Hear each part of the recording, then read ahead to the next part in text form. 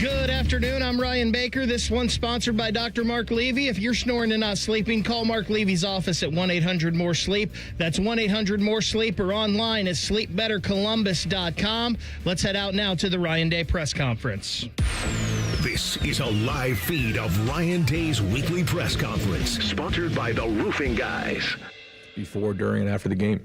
And I thought our guys did that and handled themselves great. And but like to what you said to start off the question, I mean, we are on to Indy here, man. Like, this is on us, and we got to have a great week of work. Today is going to be a great day when everybody comes into Woody here in terms of the team, and we got to have a great look in our eye, great energy. This is going to be an electric atmosphere. It's going to be great. It's a great opponent, and this is a very important game for us. And we got to go play our best. And so that game is behind us.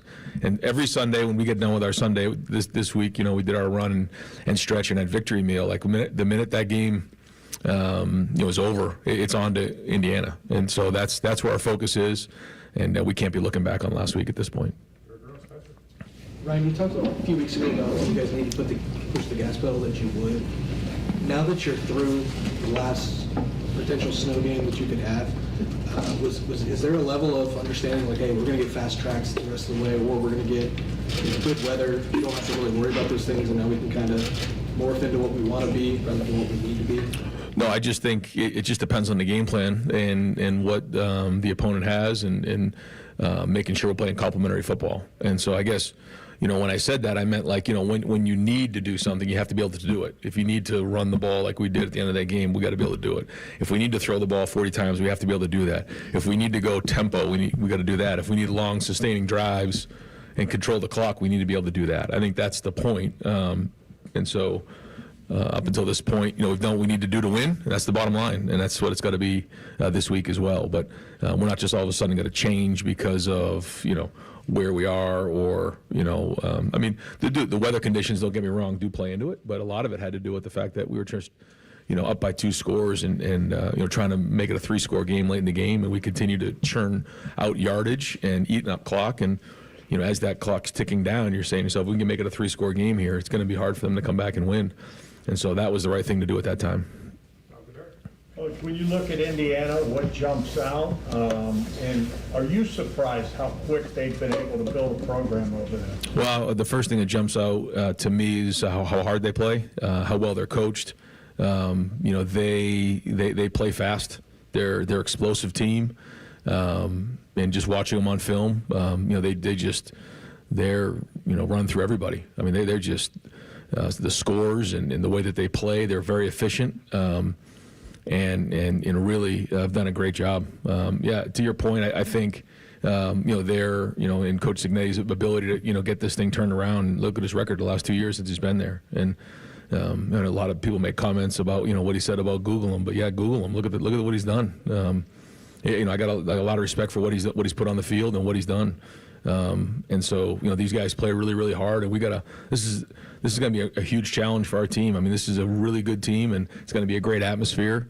I know our guys are looking forward to it, going to Indy. It's been a long time since we've been to Indy, too long, and so we're going to win the game, and a great opponent. So we got to have a great week of preparation, great focus, and we got to go put it on the field Saturday night.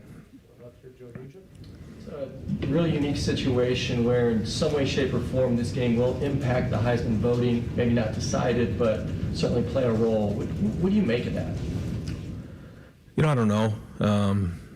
It's a great award that's been around for a long time. I think there's probably an argument to be made somewhere along the line that maybe they should wait to see how the whole season plays out before they decide. But that's not the way the tradition goes, and that's not what they do. So, they'll go through that process. And, I think the award should go to the best college football player in the country, not necessarily somebody who has the most stats. And that takes a skillful eye to be able to identify that. But I've been very fortunate. I went when I was young, when Ron Dane won it, and got a chance to the Downtown Athletic Club to go and experience what that was like. Drew Brees, I think, was one of the finalists at the time. And even as a young person, it was just such a great experience for me to meet people like Steve Spurrier and some of the former Hopalong Cassidy and some of the former guys who were there at the time. And remember walking around with a football and having all these like football greats sign the football, and I went home and I had it in my room for such a long time, and now for me to go with some of our players is it's an honor. It's a great award. It has a great tradition, and so fortunate to have some of our guys in the mix again this year. You guys had the decision to decline the penalty when Michigan was on offense last week. What goes into it? Is it just feel for the game? Do you have someone with analytics who's kind of telling you what the right move is? Kind of what goes into a decision like that? Yeah, we do. We have some analytics that we use as a reference. That's not the decision maker. Ultimately, I'm the final decision maker on that, but I do take a lot into consideration, certainly off what the analytics say, but then also what Matt was thinking on that play, and so we kind of decide what we want to do, and we felt like in that moment right there, it was the right thing to do to decline it and play third down and get off the field. You guys made the decision to redshirt C.J. Hicks. Now that the postseason's starting, is there a plan to get him back involved in the defense? Yeah, he's got to get back to practicing with the defense and on special teams and kind of get going this week. So get back in the mix. He's kind of been on the scout team and had a good energy and a good work ethic. I thought he did a really good job last week. In some of the success I feel like our offensive line had against their edge rushers was some of the work that CJ did against our tackles. Gave great effort, had a good attitude this whole run. So we'll get him back out in the field and figure out where he may fit in. Right? Did Davison have to do anything extra for his penalty taken off, or is clutching the game with interception good enough that you get a pass on that? He gets a pass on that, but no more passes. But it was just kind of one of those things where we have to show great discipline and let our emotions not play with us. But I just think in that moment it was just an outburst of just excitement, sort of genuine. So we did run one extra sprint, I guess, on Sunday for it, but it was a big play and a big spot and fourth down and clinched the game being up 3 scores. And so, but I thought, again, just, with everything that was going on, all the emotion that went into before, during, and then after, as a whole, I thought we handled it like men.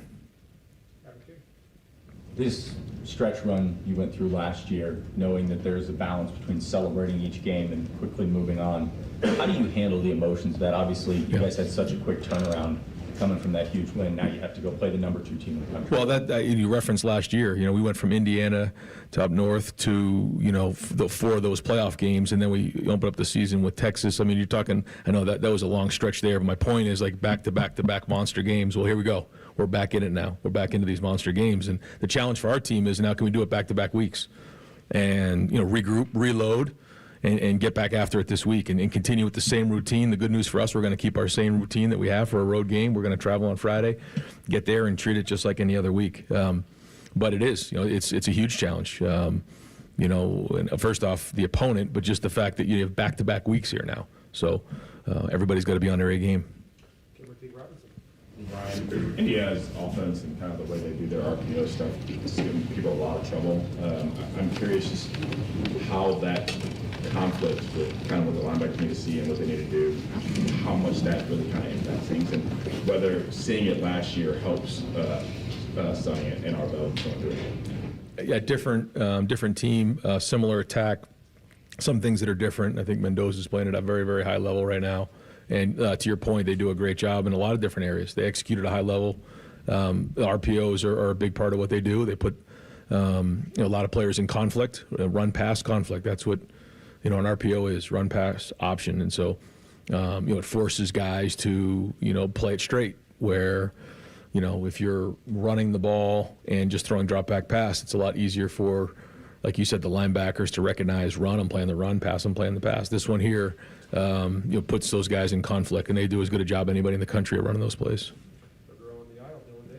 Right, in addition to what Bo Jackson did on the ground and even in the pass game as well, he had some pass protection. Has he started to evolve into that complete running back? I know he played his most snaps. Well, that's it. Yeah, he played his most snaps. I think that was probably the most telling part of all of it. I thought he had a really big explosive run for us early in the game, and that was big. I know that we've all been working on that, and for that to show up late in the season the way it did, you start to see him really grow into the role. He picked up some guys in protection. I'm sure you saw that. But to me, it was the workload that he was able to manage in that game and handle in that game. Graded out a champion, and so hats off to Coach Laughlin and to Bo and that whole room, because again, it's a build up towards that season. Towards that game, but it's everybody in the room, because Bo probably wouldn't have been able to do that if he didn't have the other guys in the room. It's been a group effort in that room, and it's going to continue to be. But in that moment, he sort of had the hot hand, and we went with Bo. Active eBay account, because that football might be worth a lot of money. Which football? The Heisman signed football. Oh. Might be good for NIL. Yeah, I don't know where that ball is, and I don't have an eBay account now. You said eBay, that's a throwback. It still exists. I know you don't get out of the building much, but that still exists. Last year, Will kind of became the standard of what I think a lot of people that watch Ohio State, like, this is what a quarterback has to be. And Julian, personality-wise, seems so different throughout the spring and summer, and now you start to see he's exactly right for this team. What makes Julian's personality the right fit? Because it seems like he's just so comfortable and unfazed by everything, but like at times I think that can maybe be off-putting. It's almost like, oh, he's too calm. I think as a quarterback, one of the things you have to do is that there's certain things that are non-negotiables. And then there's certain things that you have to make sure that you're doing that's authentic to you. I think it's sort of like maybe being a head coach, But for a quarterback, the first thing is you have to have command. If you don't have command of everything that's going on, if the guys in that huddle don't know that you know exactly what's going on, then it's just, you lose trust. And so that competency is like really high level. He's very intelligent. And that's one thing that he probably got a chance to watch with Will. Both he and Will, like the minute they walk in that huddle, everybody in that huddle knows that this guy knows what's going on. He's watched his film. He's done his preparation. Some of these calls that we have are long calls, and he rips them off. And like, I get more fired up sometimes about the play call when we break the huddle than anything else. He does a great job with that. And he has his routine. You watch him. He walks out of the huddle. He gets his mind straight, gets the call, walks into the huddle, gives the information. They break the huddle, and then he has his post-snap routine. And he goes through it, and it's just very methodical the way he does it. But, I think it was written that, that was the first time he'd ever played in snow. It's the first time he'd ever played in that rivalry, And, that started in the Texas game early on. Like you said, first game in the snow, first game in a rivalry game. Was it his first throw or second throws an interception? And the way he played from there on out was special to me. I just think that he has a good way of just not panicking. He sees it. The ball comes out quick. The guys believe in him, and he has a special talent of putting the ball on time with accuracy. Then again, he made a play with his feet. That was a big third down convert. Like, all of those third down conversions to me were critical. He made some really good throws to keep those drives alive. I think we were like 11 of 17 or maybe something close to that. And he got a couple of those on the sneaks, and he had the scramble, and then obviously the conversions throwing the ball. And then in the red area, that the throw to Brandon at the end of the half was critical and helped, especially winning the middle 8. So that's winning football. But, here we go. We're at it again now, Big Ten championship, so he's got to be on. Like, that game's over with, and he'll learn from it, he'll grow from it, and try to use a lot of that as confidence moving forward, because every time you accomplish these things, you do build confidence, but there's also things in there we got to continue to grow from, and new challenges coming. Ryan, after having played some quarterbacks, maybe less experienced, how noticeable when you watch somebody like Fernando Mendoza and then sort of the years of starting experience he has? And good player, very accurate. I guess I'll call it sneaky athletic. When you look at him, maybe you don't think dual threat, but he makes a lot of plays with his feet, and you can tell he's very intelligent. He can see the field, and makes good decisions, and plays situational football. So. Like you said, a guy who's got a lot of experience, and the game seems to move slow for him when he's out there. Stay in the front row with Bobby. Another Heisman question. You said it should be the best player, not necessarily the player with the stats. You could make a case it's Jeremiah Smith, if that's the way you look at it. If you had a vote, I'm putting you on the spot here, if you had a vote, you got two legitimate contenders, who would you pick? And in terms of Julian, how have you seen him grow the most? I guess. I'd vote for them both, so don't get me in trouble, Bill. And I put Carnell right there too. I mean, these guys are tied. Caleb Downs be right in there. Like, I mean, these guys are really good football players. Arvell Reese. I mean, I can go on and on, you know. And but in terms of the growth that Julian, it's just maybe he doesn't look different to you, but the guy who played against Texas and the guy who came off that field on Saturday look like two different people to me. Just the look in his eye. It's just, I guess, like when you send a sailor out to sea and he comes back, he looks different, or when you send a young man, to college and he comes back 4 years later, he looks different. Like from that game to where he is now, he just, more experienced, more mature, just a different look in his eye, different walk, the way he talks, the way he moves, everything about it. And it's a tribute to the work he's put in, and the guys in the team believe in him.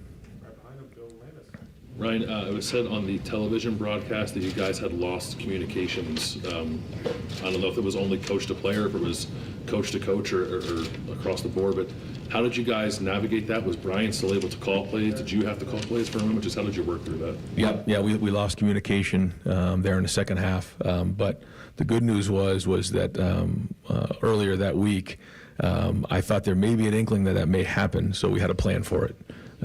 We had a wristband plan, and then we would bring Julian over, and I was, just getting us through it until we get the headsets back up and running, which took a little while to get done.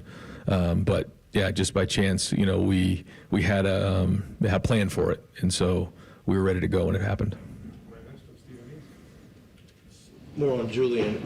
It seemed like the most excited you were during that game was during his first down scramble.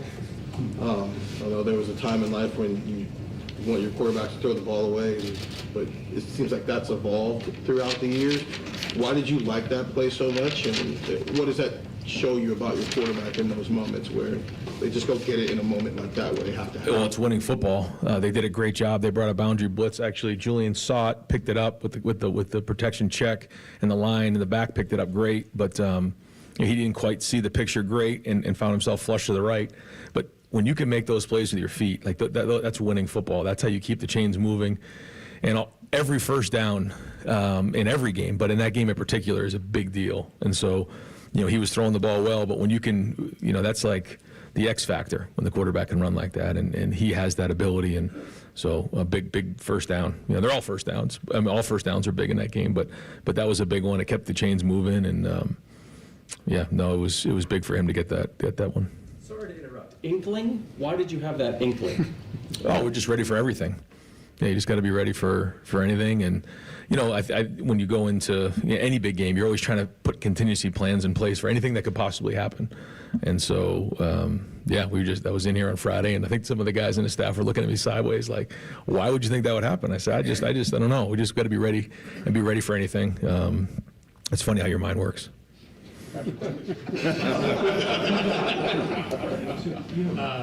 Ryan, you mentioned the Big Ten championship game earlier, and some of the players were talking about the opportunity, even last week, the opportunity to get to Indy. Why is this such a big deal? Maybe even beyond just, hey, we have a chance to win a trophy we haven't won in a while. It seems like this has been on their minds after maybe last year. Yeah, we wanted to get to Indy, and certainly that was something that that these guys haven't done. They haven't been there, haven't played in this game before, and it's it's an electric atmosphere. It's a great venue, and so these guys want this opportunity, and this was on the list of our goals every year. And you can go 11-0 and then have the biggest games of the year show up, and now here we go. Now we got a chance to get some hardware and. So there's a lot at stake here. There's a Big Ten championship at stake. Being the one seed in the CFP. There's a lot at stake. So our guys are going to have a great week of practice, locked in, and no, this is a big step forward as we look to finish out the season the way we want to get it done. There's been a lot of talk about playing these games now that there's this longer playoff, and I know you've been asked about it before, but now that you're about to go do it before a playoff. Do you have more thoughts on if this is the right way to go about it? No, not right now. No, we're just going to go win the game, and focus on that part of it. That's it. That's the way our mindset is, and it's probably worth a conversation at the end of the season, though. Yeah. Time for two more. Ryan, I asked you after the win in 2019 over Michigan what your initial emotions were. Was it relief or happiness? You said relief, not even close. What about this time? Yeah, I would say that was one of on the list of things. Yeah, but I was happy for the players. I was happy for the coaches and for the fans. Like I said in the post-game conference or post-game press conference, every game matters around here, and certainly that one matters the most during the regular season and. In every season. And so, for us to win that game certainly is a big responsibility. So I think that's probably the thing that, I thought about the most and just see the joy in everybody's face after the game. Thank you. Just one quick follow-up. You were there at that Heisman ceremony, what was that, 99? Yeah, it was right around then. Why were you there? Well, my stepfather actually was a Heisman Trophy voter at the time, and so he took me to New York City that weekend. Yeah. Last week you used a great analogy because I've covered auto racing forever. You talk about nitrous and then regular fuel. Yeah. Would you say that Carnell and Jeremiah are nitrous? How would you describe them? Because they do make the car look like it's running even faster sometimes. I mean, when Julian's out there and stuff. What was it like to see them out there on the field again and what it brought to the aura of the situation? Yeah. Well, first off, when those guys are on the field, they make everybody on the field better. Everybody, from the tackle to the guard to the tight end to the running back, because of the plays they make and because of how they affect the defense. If you think you're just going to have one guy on them the whole game, it's going to be a challenge. There's no question. I think that's no mystery. But to me, for those guys, it's also like a mindset for the whole offense and the whole team. When you see them walk out, it just gives everybody a certain level of confidence because they know how special players they are. Yep. Did that go into why you called the first 2 play calls that you guys called? It was just, we talk about those things over and over again, and we felt like it was the right thing to do at the time. It didn't work, but they're all good plays, and but you gotta execute them, so yeah. So they came out of the game like we're in a better place now than we were last week. So looking for a full week of work and go from there. Yeah, thanks, guys. You've been listening to the Ryan Day Press Conference on The Fan. Sponsored by The Roofing Guys. For all your roofing, siding, and gutter needs, contact The Roofing Guys at theroofingguys.com. All right, welcome back. This is Rothman and Ice. Anthony Rothman, Matty Ice Hayes, and TLC behind the glass. Good to have you aboard. That was very interesting. We'll dissect that as we usually do. We'll have Fool's Paradise today, Matty, coming up at 12:45. We'll update the fan standings. We'll do Party Like a Rothstar today, but before that, so we always do The Floor Is Yours, 821-9710. Get in the queue. Mm-hmm. And we usually do that on Mondays. And obviously we had the Diebler show yesterday. So we'll do that today at 1 o'clock. So same time, different day, but you can call in today, 821-9710, and we'll open up the phone lines and give you the floor. Tyvis, Powell at 1:30, and then our friend Austin Ward at 2:30, and we'll get into CFP and Heisman stuff as well. Made it in okay? Yeah, man. Yeah. Little winter wonderland we woke up to today. I was not expecting that much snow. Like, I knew something was coming. Maybe I need to pay attention to our teammates over there at 10 TV and all that stuff. But, yeah, it was quite the awakening this morning. Walking outside to, 2 to 4 inches of snow we got yesterday. So, no, the commute in was fine, man. And here we are getting ready for a Big Ten championship game. So, I'm good, man. How was your commute in today? Not too bad. Yeah? It's listen, I think a lot of people stayed home. I think the traffic was light when I came in, and the difference is that it's the time when you're changing lanes where there's slush in the middle. That's the one that's going to send you into the ditch. Yeah. Not usually anything else. Now, there are always going to be the idiots that want to, defy the law of physics and just say, I can do it, or everyone else is an idiot and they're driving slow. But I feel like that's the move that gets you in trouble. There are 2 things that get you in trouble. 1, probably going way too fast for conditions. But probably 3. 2, making that move, making that lane change when there's slush dividing the lane. That's the one. That's the one thing to get you. And 3 is the people that got to December and said, "Oh man, I guess I should have looked at new tires. about a month ago. Too late. Like those are probably the three. It's too late. So I hope everyone's safe out there. Take it easy. I was talking to T-Bone and Dylan from T-Bone and Tyvis, obviously, this morning. And, Dylan was saying that he was driving in about, 4 a.m. Those guys got to get up super early. And he said there was literally someone in the middle of the freeway. Wasn't in the right-hand lane, wasn't in the left-hand lane, just right in the middle with their hazards on. That's out of bounds. Not on the right, not on the left, but right in the middle. That is out of bounds. If you want to go slow, I'm good with that. Hop in the slow lane and put on your hazards, but you Is can't. there a slow lane anymore, Matty? No, I'm just saying with the weather like this, but you cannot be in the middle. Like, no, that is a party foul. I grew up at a time where semi-trucks were supposed to drive in the right lane. Like, that was a time where they would, if they weren't passing somebody, they were in the right lane. Yeah. You find me a lane that's actually appropriate for anybody. Not anymore. I was leaving here yesterday, and there was a school bus that was in the left lane, but they were going like 75. And I was looking at them like, I don't know if you're supposed to be going that fast. Were there any passengers? It was tinted, heavily tinted. Heavily tinted school bus. It seriously was. It sounds like a movie. I could not believe what I was seeing, but the audacity to hop in the fast lane, to your point, is just truck drivers, school bus drivers. They don't give a you-know-what. They don't care. I haven't been on a school bus in a long, long time. Are there seatbelts in school buses now mandatory? I would assume there are. I would hope so. Because did you grow up with seatbelts in school buses? No. I didn't either. Because the seats came up so high that if you were thrown forward, there was a nice padded seat in front of you. Was a little concussions never going to hurt nobody. It was a great little, it was like, you know what? It was an airbag before airbags. Mm-hmm. Like, that was your airbag. This beautiful padded big seat that came up over the shoulders on a school bus. Yeah, we never had those seatbelts. Were you a front of the school bus guy or the back of the school bus guy? Always back. So you were probably looking through that window and giving some people the bird and all that stuff. Always in the back. Don't know why. Yeah. You could probably do some things back there that the driver couldn't see. Not those things, but just other. Didn't know if you had somebody around. joining you back there. No, just messing around kind of deal. That was a very interesting press conference. And I think he let even a little more air out of the balloon that he said that he didn't want to let out on Saturday. 100%. He got to the podium on Saturday and said, I've thought about what I would say when I got here after the last several years, and we're going to win with humility. I took that yesterday as that he feels that the streak should have an asterisk. That he does. That he did, their winning streak should have an asterisk. That's what I took it as. I don't know. It's probably not worth anything, but I thought today when they asked him about the communication going down, which it was 24-9. I mean, at the time, the game was, and usually was in the bar, and usually what happens, and I don't know, we didn't confirm this with Adam King yesterday because I wasn't listening to a word he was saying, but whether or not when one team's communication goes down and the officials find out, then the other team has to unplug as well. Like, I'm assuming that's in the NFL. I would hope I'm so. hoping. Yeah, I would hope I don't so. know if that happened Saturday or not, and not that it truly mattered, I guess, in the game and the score of the game.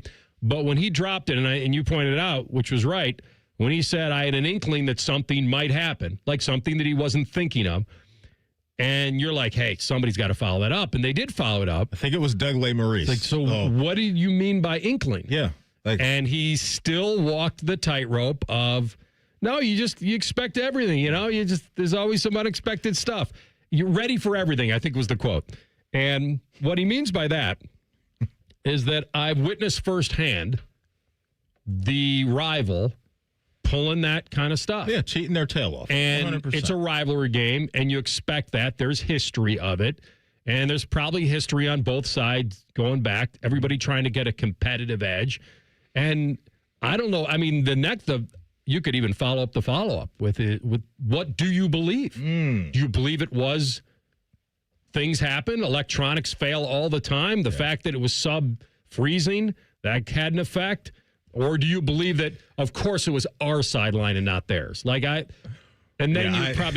he's now slowly letting a little of this air out of the balloon on see what I've wanted to tell you, I can't go all in on. But you guys see, and you guys know what I know, that something is up. It's one of those things where it's like what's understood doesn't need to be explained. We know what he means. He doesn't have to lay it out and say, hey, what happened with Connor Stallions and how we feel we got burned is the reason why we went up there and wanted to have, extra protection when it comes to our play calling and all of those things. Want to have extra protection. That's always a key to life, young lads out there. Make sure you heard Uncle Anthony loud and clear on that. But when you get burned the way that they got burned, and probably that's obviously going to stick with him for a very, very long time, yeah, I think you have every right to feel that way, knowing, hey, we're going up to their building. We know, and they know, hey, they're the underdog in this game. They've cut corners before. We're not going to be surprised if they do anything again. So him saying that the way that he said it, we can all read into it and know exactly how he feels about the situation. And again, credit to Doug Maurice, because it wasn't even Doug's turn to ask a question. And you could hear Doug pop up and say, hey, excuse me, I got to interrupt, because there had to be a follow-up in that. And so I can understand as a competitor, when you feel wronged in that way, that you are always going to throw up a shield when it comes to that program moving forward, especially if Sherrone Moore is going to continue to be their head coach up there. And so to your point about the score, probably wasn't going to have much of an impact either way heading to the finish line of the game. But regardless, man, like you said, we took wristbands and other stuff up there because, hey, just in the back of our mind, these things may pop up, and sure enough, they did. Yeah, if he was going to be ultra direct today, he would have said, I'm suspicious of everything they do. Yeah. Like that would have been a direct way to say it, but he didn't want to go all in on that because now going on, and you can, if you wanted to go all in on it, you can because you won the game. And I said this yesterday, when you're losing the game and you point to things that may be very legit, undoubtedly people always view it as an excuse, not a reason. That you're sour grapes, you're making an excuse, just go win the game. You're fine. Like even though that would be a very legitimate reason. But that's why he couldn't go all in before, and that's why he can now tiptoe around a little bit while getting not his pound of flesh, but a little bit. The other part too, AR, because I think you're absolutely right, is in a coach's mind, you don't want to create a separate headline that's going to take over national talking shows and blow up social media, because we all know, I think, how he truly feels about it. If he would have said what you said directly to everybody, that takes over everything. And that takes away from what this week is supposed to be and your guys focusing in on Indiana in a Big Ten championship game. And so he towed the line, I think, very well with that statement today. He was asked the questions. Yeah. He answered them the way he wanted to answer them. I don't think he would have volunteered that stuff. No. I think if he wasn't asked about communications today, he wouldn't have brought it up. So I think you got to give him credit for that. The other thing is he's a competitor. Most coaches are. Some are a lot more than others. But I think at the end of the day, most coaches are competitors. They want to win badly. And not only do they want to win convincingly. And that's why in the press conference after the game, he said, man, I wish we would have cashed in on those drives. The scoreboard would have looked different. Well, he's the same guy who says, just win the damn game, and now he wants the scoreboard to look different. So my point in that is you can't take away the competitor. You can't do it. The former player in him, too. Because winning that game was all that mattered. Whether he won it 10-9 when they took the lead or whether they won it 27-9, it didn't matter because winning was the most important thing. Yet in the press conference, he said the scoreboard would have looked differently if we just would have cashed in. It didn't matter. Unless he's talking about, and TLC should have this at the ready, unless he's talking about, and what do you think I'm talking about? I know what you're saying. You got to cover. Covering I that. don't know if he heard a matters. word I just said.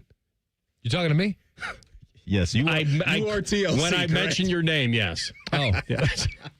It's like that scene out of Moneyball. I had you guys in one side of my headphone, and I had the computer in the other side of my headphone. No, AR was teeing you up for the Ryan Day drop that you have where he talks about covering. Oh, I was absolutely putting that on a tee for you. Yeah. You mean this one? First off, great teams cover. That's the first thing. Great teams cover.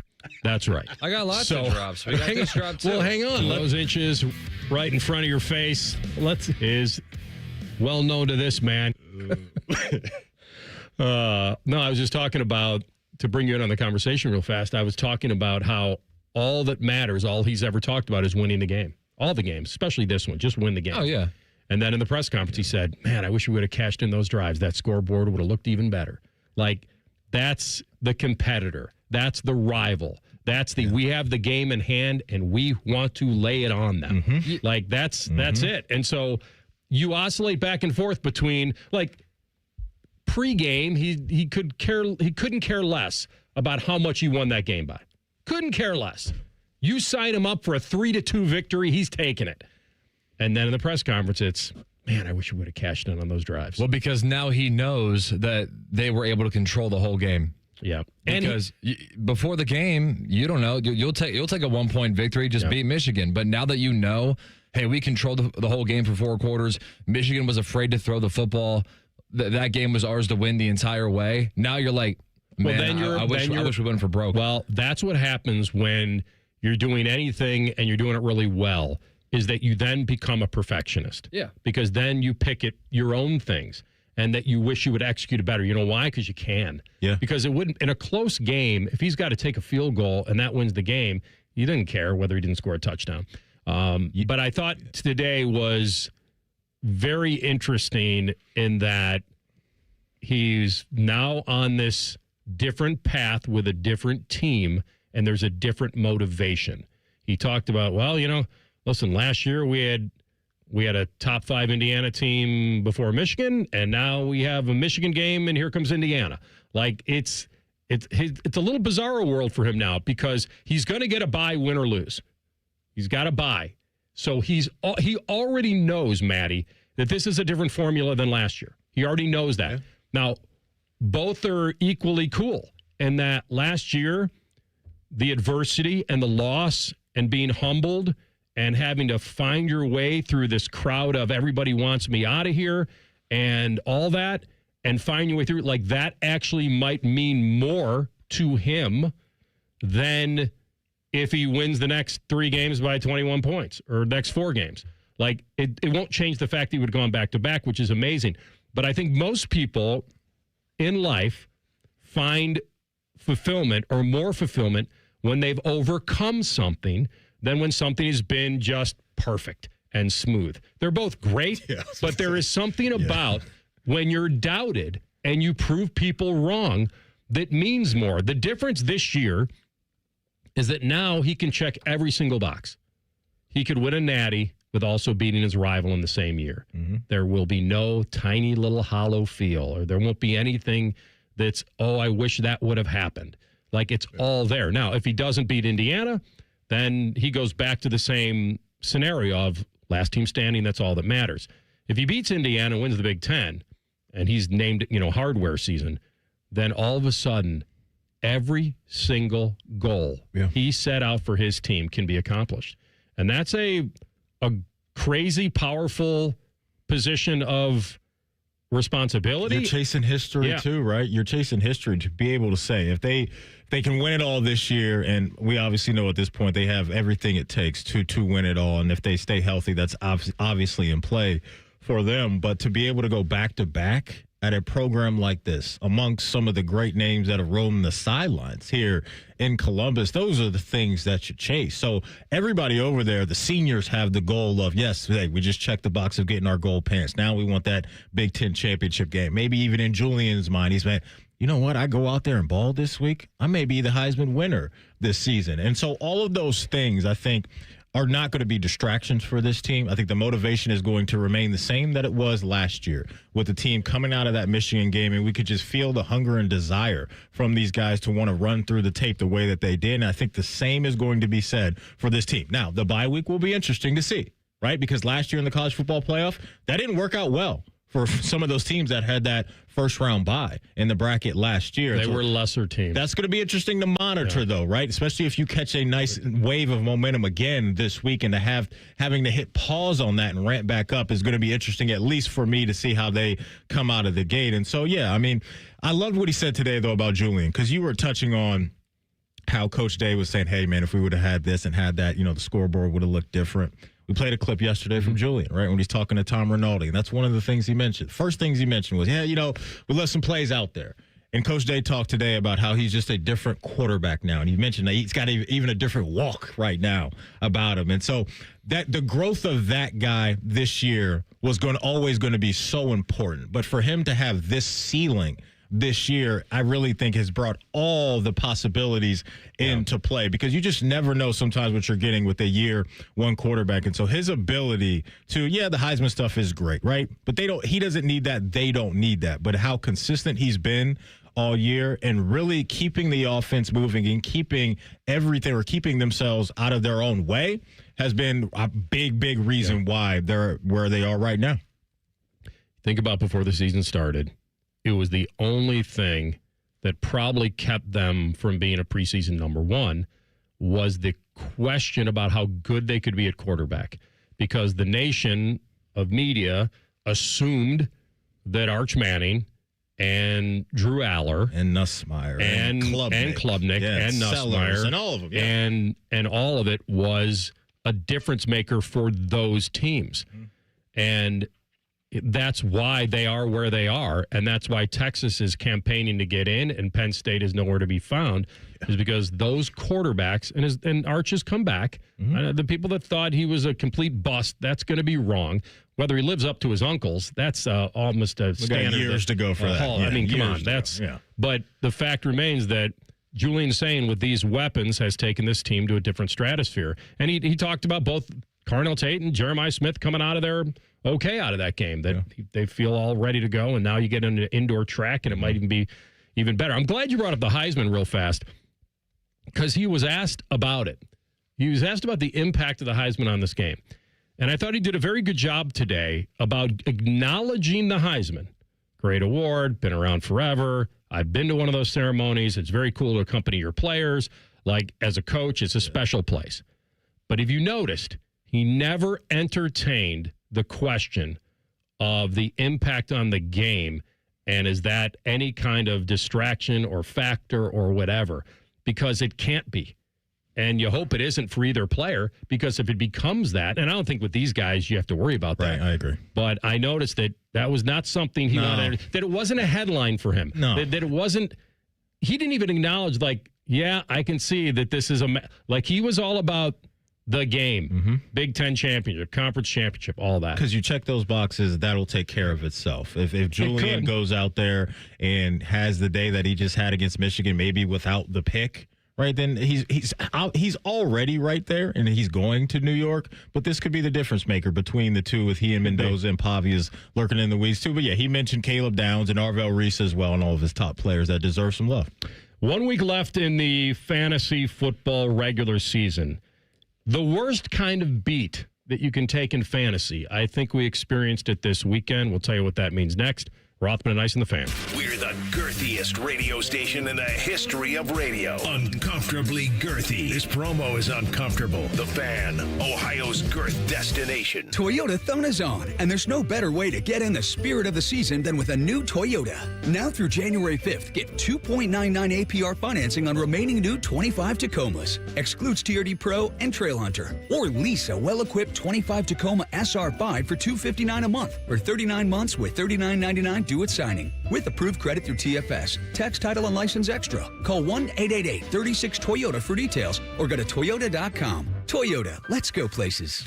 Bet365 is paying out before the final whistle. Check out Bet365's unrivaled early payout offer. When you bet on a team to win and they take a 17-point lead, you get paid no matter the final score. Forget the final whistle and start counting that cash. Hold up, you get early payout on parlays too. Download the app and see why it's never ordinary at Bet365. Gambling problem? Call 1-800-GAMBLER. 21 plus only. Must be physically located in Ohio. Terms and conditions apply. An app only. You can stream the game on your phone while you're gardening. You can stream it while you walk the dog. You can stream it at a trampoline park. You can even stream it at a monster truck rally. But the second you get behind the wheel, the game's over. Remember, Ohio, phones down. It's the law.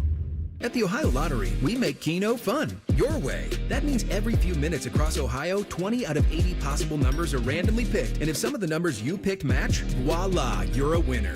Keno doesn't require you to know a single thing about sports, get ball, or overs, unders, pluses, minuses, or lines, or whatever else. Keno is as simple as, did some of my numbers match? They did? Great. You just raked in some dough. There are more than 20 hours of Keno draws every day and thousands of places to play statewide. Lottery players are subject to Ohio laws and commission regulations. Play responsibly.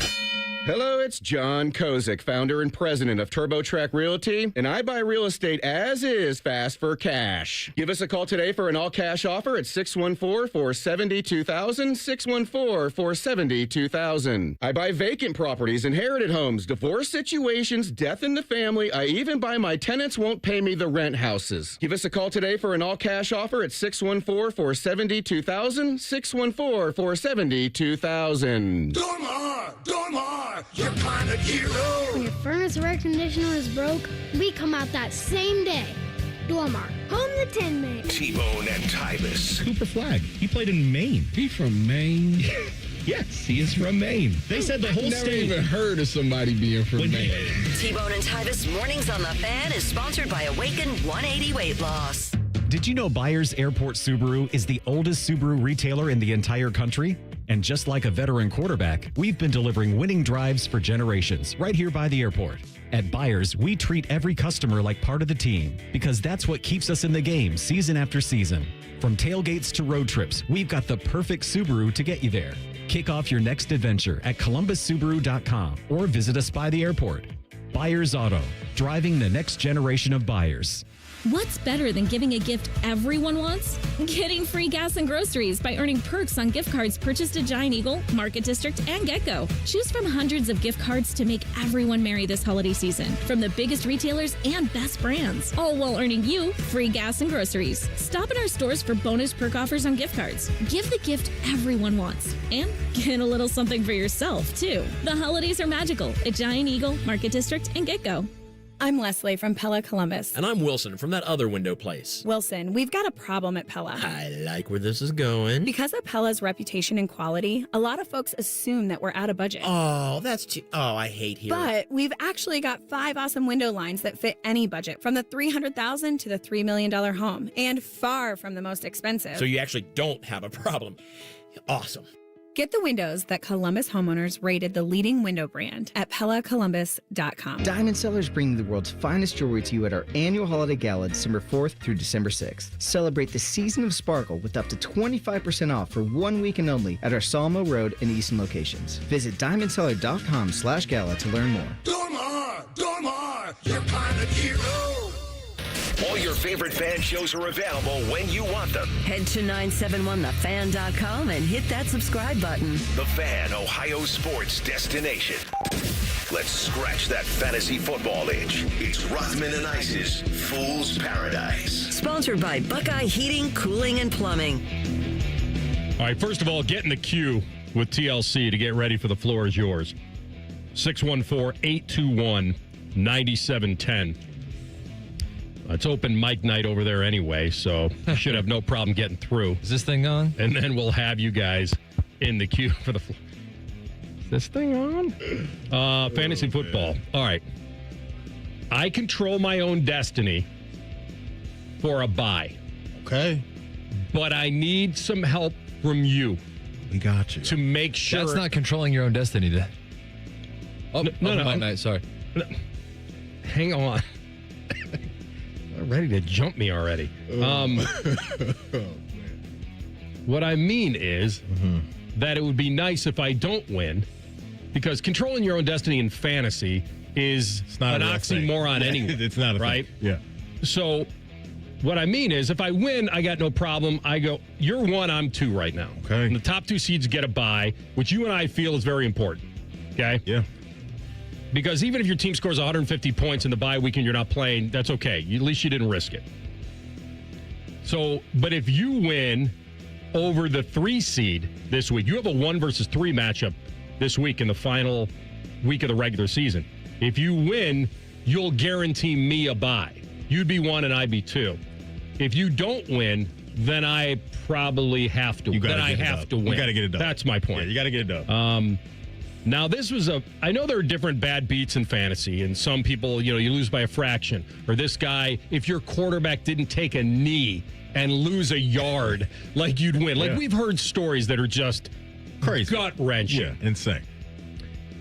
But I think the worst one of all and you can tell me if you agree with this, is when there's someone in your league that's not going to make the playoffs, that's the bottom 4 of your league, that has stopped updating their roster, and you lose to that team. I think that's worse than just the unluckiness and flukiness of football. Because that one is bad. If you went up against a team this week that's carrying 2 IR tight ends that are out for the year, and they take a goose egg there, and they're not really updating their roster, and you lose to them. So there was that's one pretty or rough. 2 goose eggs in their starting lineup. That is rough. You're saying there was just 1 or 2 goose eggs? There was 1 goose egg, but they're also carrying 2 IR tight ends. So that's probably number 1 for me, but It's right pretty behind that is when you have your entire roster cook and you still lose. So you get touchdowns from everybody. Let's say in our league you score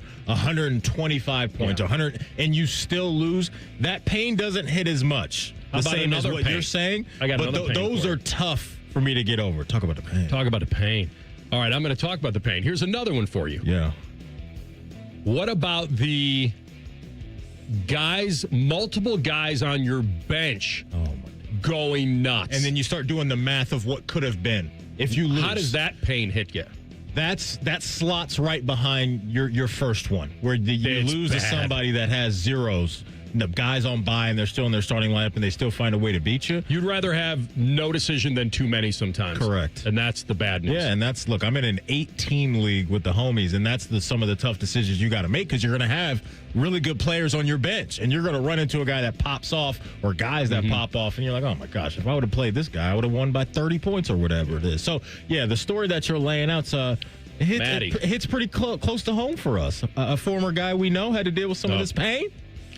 CB sitting in 4th right now.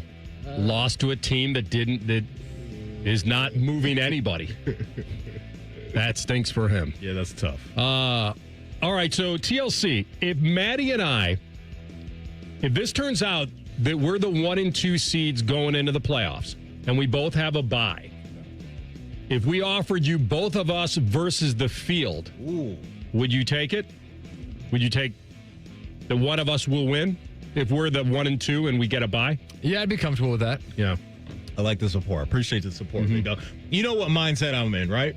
I'm in the mindset of we're flopping in the first round. So what you're saying is you have an inkling. Yeah, I definitely have an inkling. But I think that way anyway. But that's usually how fantasy works. I've always been built for the regular season. You run through the league, you win the league, the regular season, and then you're bounced in the first round. So yeah, let's help the folks a little bit. AR, some waiver wire guys to watch out for. Yeah. What position? I'm going wide receiver. Okay. Up there. Can I guess? Yeah, go ahead. Are you saying there's a guy on the waiver wire that you should pick up? I think this guy's going to be on a lot of waiver wires, and I think there may be some opportunity for him this week. Who would you be thinking of? Give me a hint. Like just a weak hint. Something. Little Caesars Pizza. No, not a hint like that. Well, you said a little hint. Tesla? There it is. Little Caesars Arena in Detroit. Okay. Good job, Isaac. Okay. That's a good call, because that was kind of a tough Blues clues, I think, for you to follow. But where's Amon-Ra right now? That's why. Okay. That's why I think we got to bring up Tesla for the Detroit Lions and Khalif Raymond as well, another guy that's kind of in the mix for them every once in a while. Yeah. But mainly Amon-Ra St. Brown. He's banged up right now with that ankle. He may not go. So I just think attaching yourself to Goff in that offense, I like a little piece of that. That's a Thursday nighter against Dallas. Right. So Amon-Ra may not be ready to go. So Isaac Tesla, I think, for Detroit is a wide receiver to watch. Washington running back Chris Rodriguez Jr., AR. He scored in 3 of the last 4 games. I don't know how he's available. If he would be available, he ran over somebody in that Denver game. He absolutely on his way did. to the end zone. That was he's nice. leading. It's still a committee. Yeah. He's the leader of the committee. He's the touchdown guy right now. He's the guy. So I would take a glance at him as well if he's out there. I know this is weird. You wouldn't want to pick up a Viking, but, Jordan Mason, I don't know if Aaron Jones, I guess he's okay. But if he misses this week, I think that's a pretty good matchup against Washington for them. And it really probably doesn't matter who's at quarterback for the Vikes. Like, if you need, and listen, we're scraping the bottom now because most of these guys are taken. But, I've got a serious problem now. I think that Justin Jefferson he's proven now he's not matchup proof, that they don't have the quarterback. If J.J. McCarthy comes back this week, I will think about starting Jefferson. Think about it. At home versus Washington. Yeah, but here's the deal. Yeah. And I almost dropped Michael Wilson. You're going to be proud of me because you heard me talking about this now that Marvin's back. Wilson. And then late last night, I'm looking at some reports that Marvin may have got a heel issue now and may not, it might be a one game back and one game out. And I kept Wilson. Okay. And I would play him over Jefferson right now. Tough matchup against the Rams this week, but both Minnesota and Arizona are at home. And It's the guy that slings it around. You need targets. Every time I see that Cardinals logo, I think about Kyler Murray and how he's probably a wrap for him in Arizona, and maybe he was suiting up over there in the Steel City. Here's my prediction. TLC Steelers next year. If you guys both get the first round bye, one of you is winning the league, one of you is getting the bye and then losing the first round.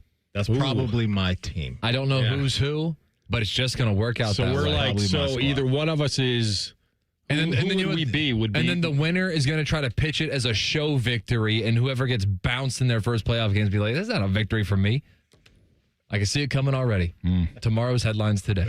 Who would that make us? Like one of us would be like Arizona State, somebody that got a bye last year, or who would who would make us one of those teams from last year Boise that got a bye. State. Yeah, that got a bye that. What's their record this year? Yeah, poor. Oh, my goodness. We're going to come back. The floor is yours. Hopefully you got some people in the queue or will join us next. 821-9710 is the number. It's your dime. It's your dance floor. Rothman and Ice and the Fan. Bobby Carpenter demands that you watch Morning Juice on YouTube. If you don't, Tito will move into your house. Live at 6 a.m. on YouTube and streaming on the Fan app. You have a chance to win a beautiful new custom home or cash prize this holiday season with a Home for the Holidays raffle. And help make wishes come true for Make-A-Wish Kids. One lucky winner will be announced on December 24th, so get your $100 ticket now. Just visit ahomefortheholidayscolumbus.org to buy your tickets. That's ahomefortheholidayscolumbus.org. Terms and conditions apply. Things are going to be busy between now and the end of the year. You got holiday gatherings, school functions for the kids, families are getting together. I know. Hey, it's Timmy Hall, and the last thing you want to worry about this holiday season is whether your roof is going to make it through another Ohio winter. One call to Victor's Home Solutions, my guys, to schedule that free 21-point roof inspection will put your mind at ease, and you want to have a peaceful mind. A highly trained roof inspector will carefully examine every inch of that roof, checking the 21 most common areas of roofing failure. Then they go over their results with you and discuss your options going forward. Most of the time, problems can be fixed with a minor repair, but if it's time for a new roof, Victor's offers money-saving discounts and financing terms to make paying easy. And don't forget, they're so confident in their skilled installers, they offer a 50-year leak-free guarantee on every roof they install. So call or go online and schedule the free 21-point roof inspection today. 866-VICTORS or online at victors.com. Hey, it's Austin Ward. You've invested in everything else this year. Have you invested in you? Awaken 180 is HSA and FSA approved. Why? Because it works.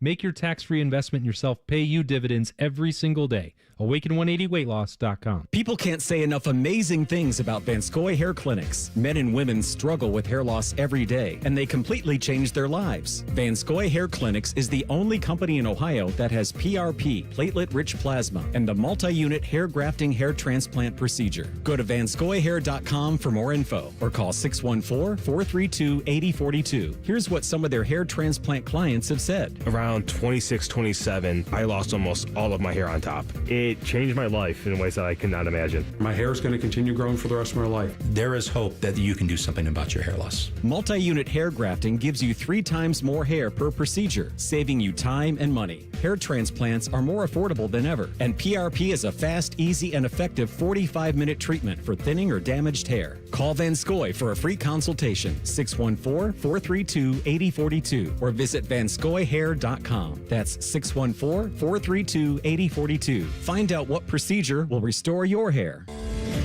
Plumbing problems? Logan Services is here to help. We offer free estimates on water heaters, water softeners, sewers, and drains. Don't stress. Instead, take action and book your free appointment now. Logan Services. Last year, I remember running around Hollywood Casino, hugging and high-fiving everyone during the scoop and score. I remember dancing around the sportsbook during the Natty. I'm Scotty Vegas, and there's no place to watch a game, especially a championship game, like Hollywood Casino Columbus and the sportsbook. Let's watch together. Prizes, great food, amazing screens, a championship watch party Saturday night. Join the fans Saturday night, starting at 8. Must be 21 or older. Gambling problem? Call 1-800-GAMBLER. Broadcasting from the Lindsay Honda Studios. Honda makes the cars. Lindsay makes the difference. Visit lindsayhonda.com. WBNS-FM, HD1 Columbus. Good afternoon. I'm Ryan Baker. For the first time since 2020, Ohio State is playing for a Big Ten championship.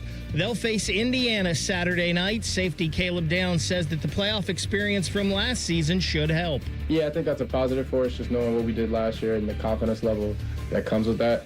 But, I mean, we got a new team, new players, and we got to go prove it every game. So I think it'll be as much of a challenge as it was last year.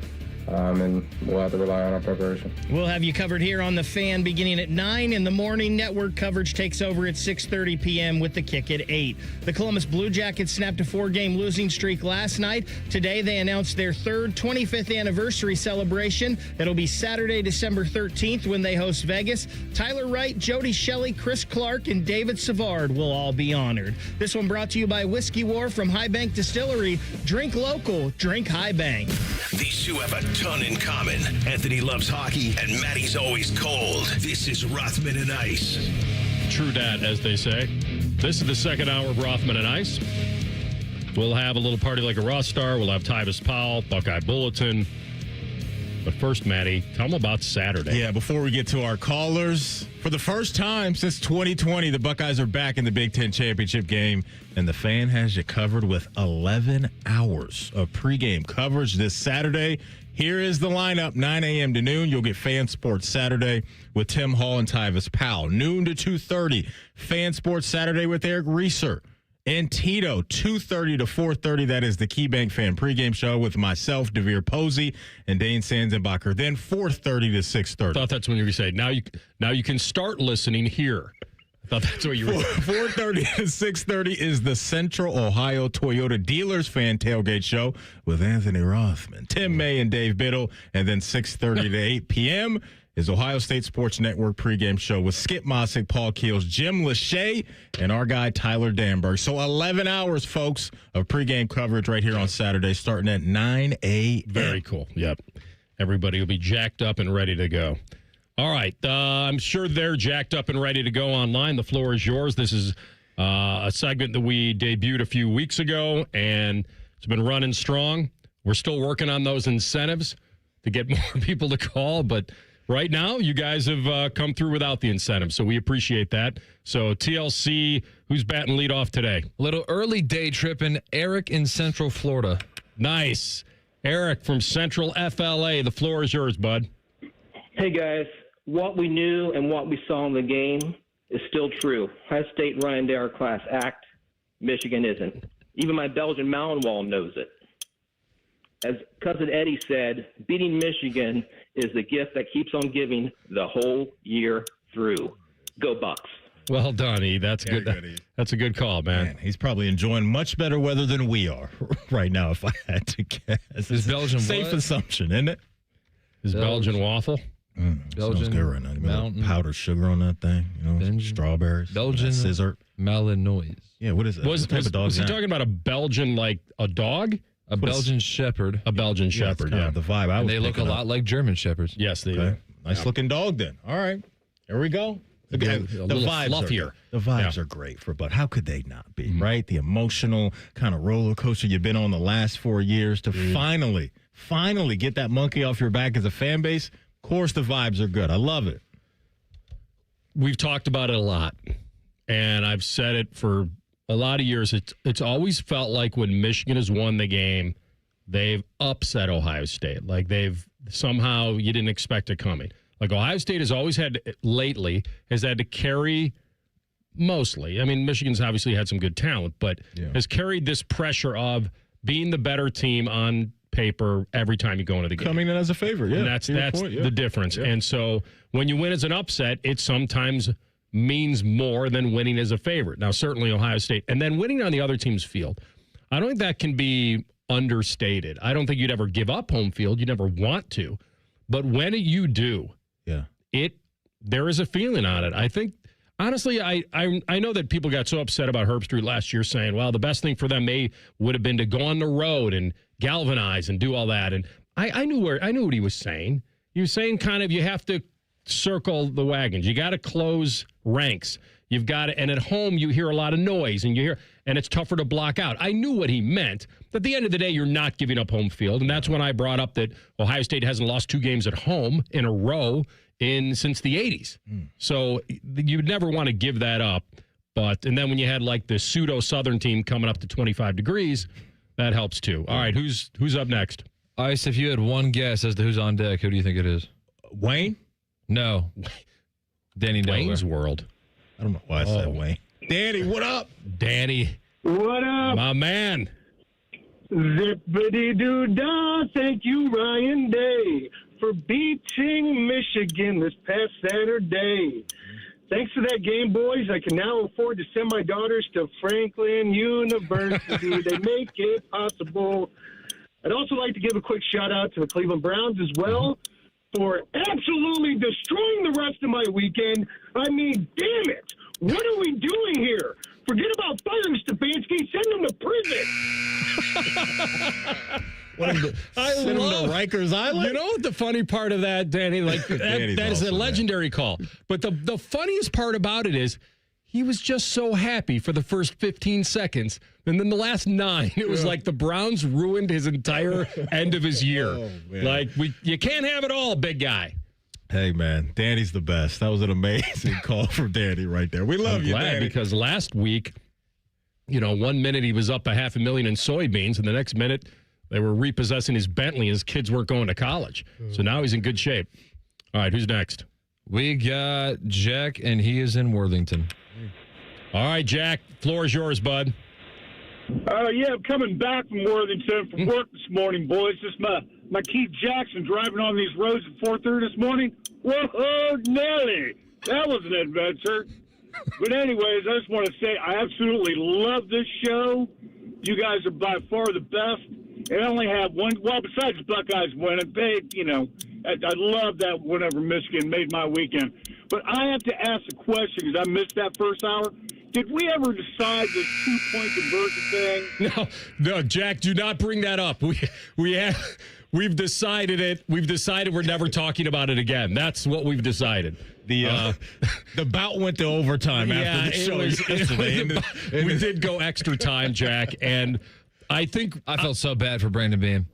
Beam, if you're listening, I'm so sorry that we just he loved it. We were hosting a show right in front of his face, updates. And he's working. He wanted a distraction. He's working. He was. Anyway, look, Jack, very complimentary of the show. So let's start there. Jack, thank you so much for that. But yeah, it did extend out, to an extra period after the show yesterday. And then I got to a point where I was like, I love you guys. I'm out of here. You guys were still going at it. So I was walking out of the door. Got to a point. You were out of here like 3:05. We were still debating at 3:20. Yeah. I was thinking how long that lasted. So I have on Mondays, just to kind of pull the curtain up. So I have a one-on-one meeting after the show on Mondays with our immediate superior. Fish. The fish. The fish. Immediate superior. Yeah, or whatever. Our supervisor. And at 3:18, he's yelling out of his office, AR, we have a meeting. Get in here. And what did I say? I said, I don't know if you heard me. I go, I'm in a meeting right now myself. And we're going to finish this right now. Oh, you know what it's like? You guys aren't big Rocky guys. But in the beginning of Rocky 2, they're both in wheelchairs. Okay? They both go to the hospital after the epic fight that goes the distance. And Apollo wins on points. And Apollo can't handle it. He's won the fight, but he needed to win it convincingly. Mm-hmm. And they're in wheelchairs. And they're in the hospital, and Apollo gets wheeled in, and he goes, And Rocky's like, you got nothing more to prove, And he's like, get out of that chair, chump, and let's finish this fight right now. That was us. That was the show was over, and I'm like, no, we're not. This is not over. Yeah. Oh, man. All right, he's talking to somebody over there. Yeah, we Anybody else lined up? I heard somebody buzzing, and I heard the hotline Yeah, I blinging. did. I'm working on it. Here we go. Let's go to Tony, who is in Ostrander. Tony. Hey, what's up, fellas? Hey, thank you for taking the call. Real quick, a year ago, we had all those day traders out there ready to get rid of Ryan Day and try to find somebody else to take his place. And look what he did. He goes out, wins the national championship, then runs 12 straight off, beats Michigan finally, which is good for the entire community. But, this guy's going to take it again to the national and going to pull another one back-to-back. So let's go Buckeyes. Go OSU. Let's win another natty. See you, fellas. Thank you. Well done. Thank you. From the Ostrander. Well done. It's interesting. He's certainly favored to do it. So now he's got that pressure. But I think, listen. Could versus should? Well, they're definitely in the should category. But I think the difference is where you take a little layer off is he just won one. He's been undefeated since. He just beat his rival. Like, honestly, if he doesn't go the distance this year, it shouldn't be that way. Now, I say that knowing that if he winds up winning the next couple games, then it becomes who you playing, how do you match up, and whether you should win the game or not. The other thing about it is, and there's probably a lot of internal pressure, you get that close with a great team. You don't want it to be a season that might have been. Like, that's internal pressure. 100%. All right, who are you talking to over there? Wilbur is in Warren, Ohio. Wilbur, the floor is yours. Guys. I love you guys. Cut me, Mick. There you go. That team up north is being generous, okay? Cheatigans up here in Warren, we call them. You gotta take it. No charge. Ann Arbor Astros. You got it? Ann Arbor Astros going forward. There's a reason why J.J. Macaroni's a fraud for the Vikings, because he doesn't know the opposition plays. I will be there in Indy. I'm 5-0, soon to be 6-0. Go Bucks! OH! He even had his own music right there. That's fire. That's a great call right there. J.J. Macaroni, how's that feel for you over there? You want to dance, you got to pay the band. You'll understand that quote. That was nice. My brother had a bulldog named Wilbur. No offense. What do you got now? He's still... Wait, nothing on the J.J. Macaroni nickname as a Viking fan? How you feeling about that? I'm very torn. He knows that. I'm torn. That's. I think he throws a good ball. I don't think he's obviously all that, and we're in trouble. Matty, that first throw he made against the Packers when he threads the needle 18 yards, I'm like, okay, that's the guy I know. The problem with him is we can't protect him long enough, and when we do, he doesn't get rid of the ball. He either holds it too long when we're protecting him, or he throws a bad pass. I don't know. We're stuck. Our O-line is bad, too. You got time for one more? Yep, sure. Ben's in Dublin. Here we go. All right, Ben. Oh, here we go. Lock in, baby. The floor is yours. Prescott, here we go. All right, guys. Thanks for taking my call. Hey, I just wanted to mention how refreshing it was to see somebody of that caliber and really a role model in Ryan Day handle a win that he's been waiting for 3 years with such class. I think anybody else would have said some things they'd later regret, but I just think from a leadership standpoint, can't do any better. Thanks, guys. Well done, Ben. Way to wrap it up for us, man. Yeah, you let it out behind the scenes. You let it out with your guys in the locker room. I think maybe even AR. And you let a little air out of the balloon, just a little bit. Yeah, and I think, too, if we asked him, hey, maybe even that whole post-game Lou Holtz thing a couple years ago at Notre Dame, maybe he would take that back if he could. I don't know, but, you're in those the are moment. Things you learn from, no matter how old you are. That's why they have a cooling off period. Hopefully that helps. Well done, everybody. Yeah, good stuff. Nice warm stuff there on a nice wintry cold day. We'll come back with Party Like a Roth Star next. Rothman and Ice in the Fan. Whatever you're doing right now, just know that Bo Bishop is enjoying a sip of bourbon. Even if this promo is playing in the morning, no judgment. Sweet morning drinking. The Fan. Busy schedule? This is Ryan Krieger, and Krieger Ford has you covered. Krieger Ford offers pickup and delivery, or our mobile service van will come right to you. It's fast, easy, and hassle-free. Schedule your appointment today only at KriegerFord.com.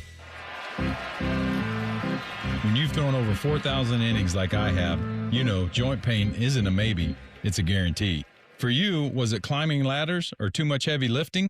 Hey, we're all in the same boat. But surgery, that was never my answer. Baseball legend Roger Clemens knows there's a better way. That's QC Kinetics regenerative treatments that help your body heal itself. No scalpels, no fake fixes, just real relief. What I love about QC Kinetics, these are the most respected medical pros in the country that specialize in non-surgical therapies to get you moving again. Don't mask the pain, fix it. Call QC Kinetics now for a free consultation. I trusted QC Kinetics. You should too. Call QC Kinetics today and schedule your free consultation. Call QC Kinetics, 380-208-4544. That's 380-208-4544. 380-208-4544. Have a good day. Stay warm. So my teenage son just went to school in shorts and a hoodie. It's 3 degrees. At least I know he'll be warm in our house, thanks to Atlas Butler. If something goes wrong, they'll fix it within 24 hours. They call it their comfort pledge. Ah, you do want the coat. My phone. Oh, your phone. Should have known. Atlas Butler is at your service. Call 1-800-FURNACE. I love Right Pack Credit Union because they're solution driven. I feel valued as a member. They're focused on the latest technology and the personal connections. Experience benefits that go beyond banking with Right Pack Credit Union. Just ask our actual members. I definitely recommend Right Pack to all my family and friends as a credit union of choice. Visit one of our Columbus area Right Pack Credit Union member centers near you. Based on individual members' experiences, results may vary. Hey, it's Austin Ward. You've invested in everything else this year. Have you invested in you? Awaken 180 is HSA and FSA approved. Why? Because it works. Make your tax-free investment in yourself pay you dividends every single day. Awaken180weightloss.com. Save a good deal more this holiday season with Meyer brand hot deals on all your baking needs. Like Meyer brand all-purpose flour for only $2.19 and pure granulated sugar for $2.89. Save on Meyer brand light brown sugar, confectioner's powdered sugar, heavy whipping cream, and whipped topping. All just $1.99 each. And 12 packs of Meyer brand candy canes are $1.79. Shopping for holiday baking essentials is a good deal better at Meyer. Exclusions apply. See all deals in the Meyer app. At the Ohio Lottery, we make Keno fun. Your way. That means you pick your wager. Will it be $1, $2, a crisp $20? Your call. Like picking your own numbers? Use any inspiration you like. Birthdays, jersey numbers, you name it. And if you don't feel like choosing, there's the Super Quick Auto Pick. With regular promotions that'll get you more bang for your Keno buck, multiple ways to win, prizes galore, and live draws every few minutes. Anytime is the right time to get in on the Keno action. Keno is always fun. Your way. Lottery players are subject to Ohio laws and commission regulations. Play responsibly.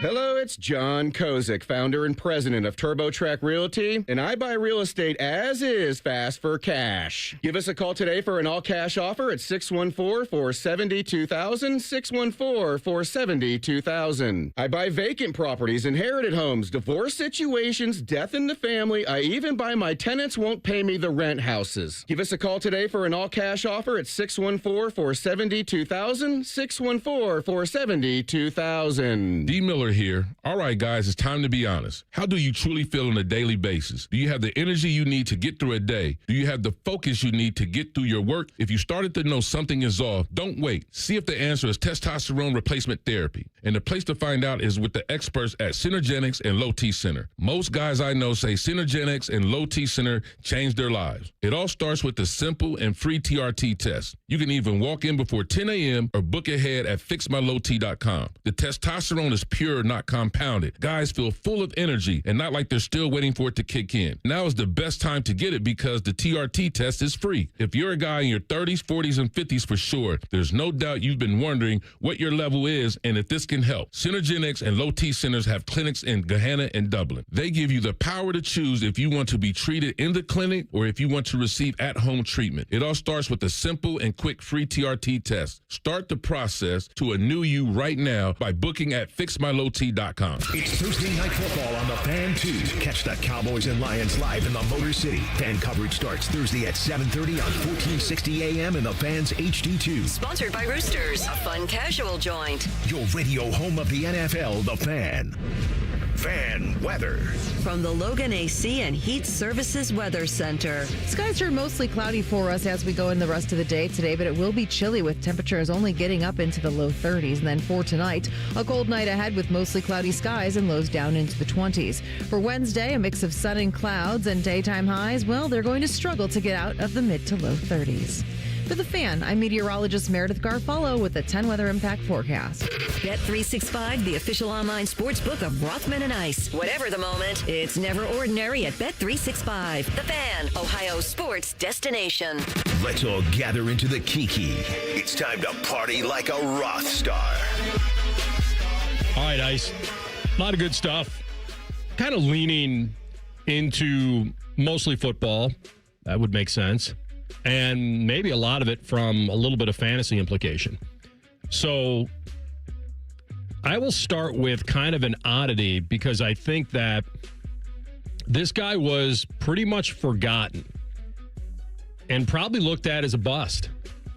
And the one thing we're finding out about Bryce Young is that he might have a little bit of clutch gene still. Okay. Like it's not a complete throwaway.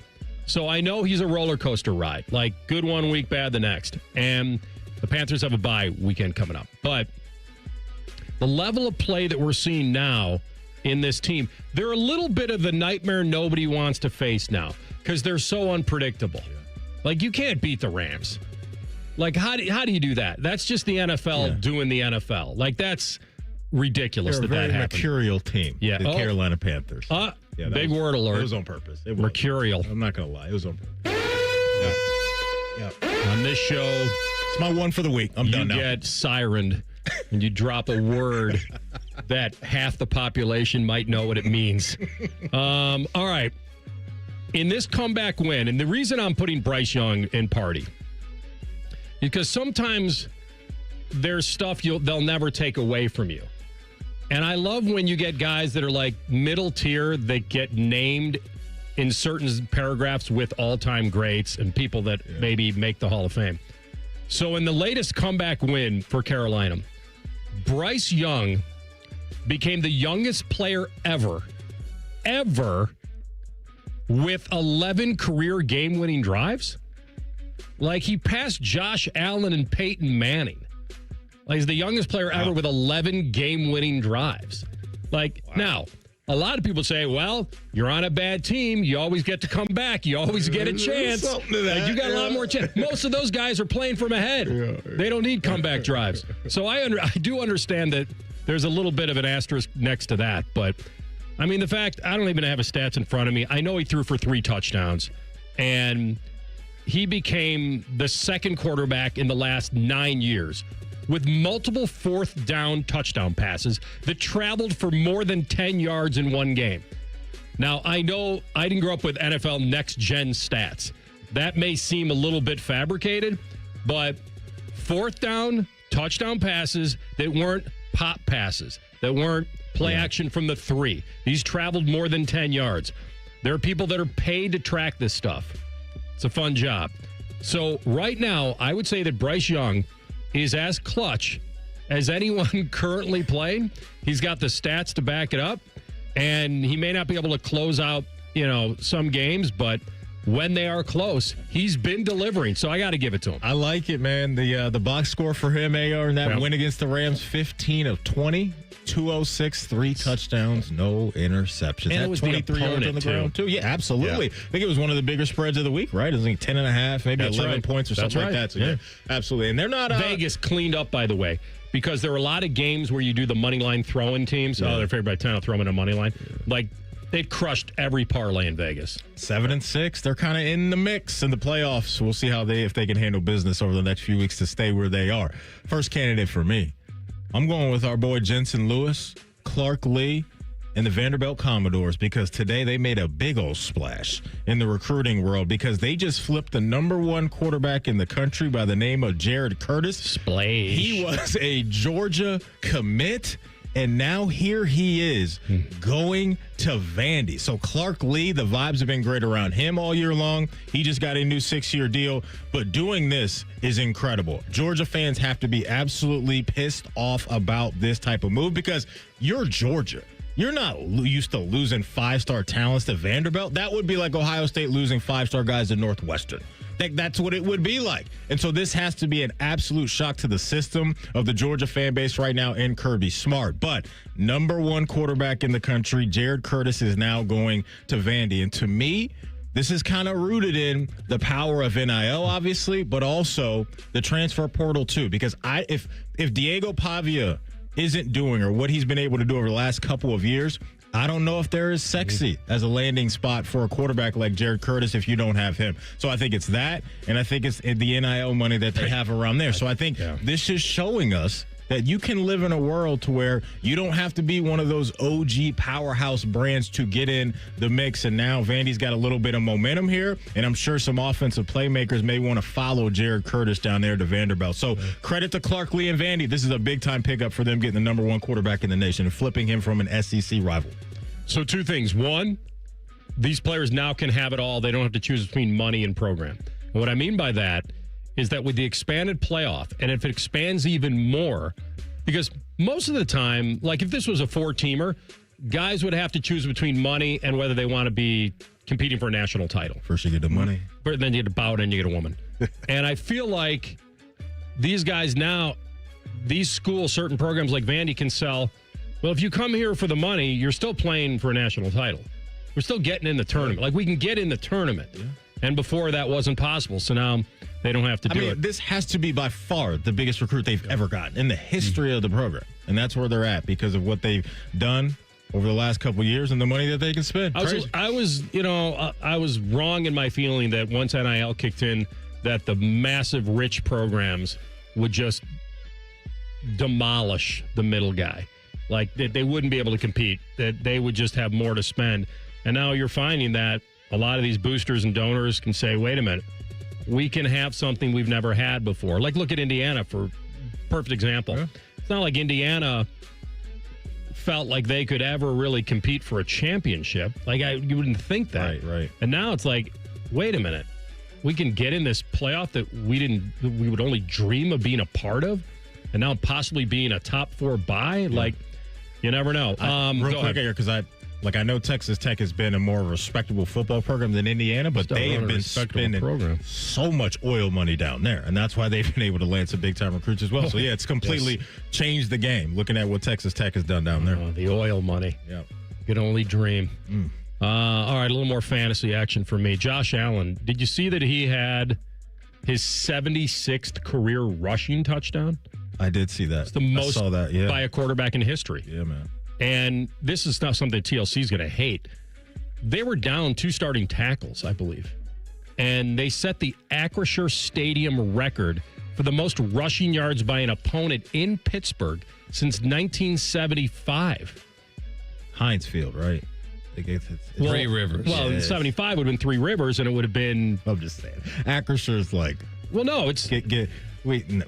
Well, it's Heinz Field. The Acrisure record. I know, technically you're right, AR. But it's like, it's Heinz Field. Right. So it's the most rushing yards by an opponent in Pittsburgh, in the city. No, yeah, we know. We got you. Okay, we're joking about the name. No, I know. I get it. It doesn't sound They good. paid a lot of money for us to say the name. And I started thinking about this, and I was thinking about 1975. Ironically, I believe that would have had to also be the Bills with OJ. OJ? That's all I could think of was when they said this is the most rushing yards by an opponent in Pittsburgh since 1975. I instantly thought, well, who were the running backs? Yeah. And I was thinking this had to be OJ. And ironically, it would have had to have been the Bills.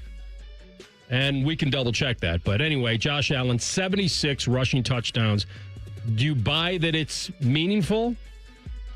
Yeah, just because he's a dude to me. Like he's one of the best, and we've seen him for years now put their offense on his back when he needs to not do it. Not a tush push either. No, he's a little bit. Yeah, but not, he's a real physical presence. Yeah. So it's very real to me with his explosive arm, his explosive running ability, and the physicality he can bring into the end zone. So that's in the red zone. That's not fluky to me. Not fluky to me at all. Fellas, I got a message for you from the Columbus Men's Clinic, because if you're noticing issues with ED or low T, then your relationships, your confidence, and even your career has already been affected. Online folks make promises that sometimes they cannot keep. And over at the Columbus Men's Clinic. They are going to help you get you where you need to go, especially, again, if you're dealing with ED or low T. So no more excuses. Take care of yourself. Since 2014, the Columbus Men's Clinic has been making this safe space for men to come in and feel better about their health coming in and out of the door. So call them at 614-300-7400 right now, or you can book online, guys, in under 30 seconds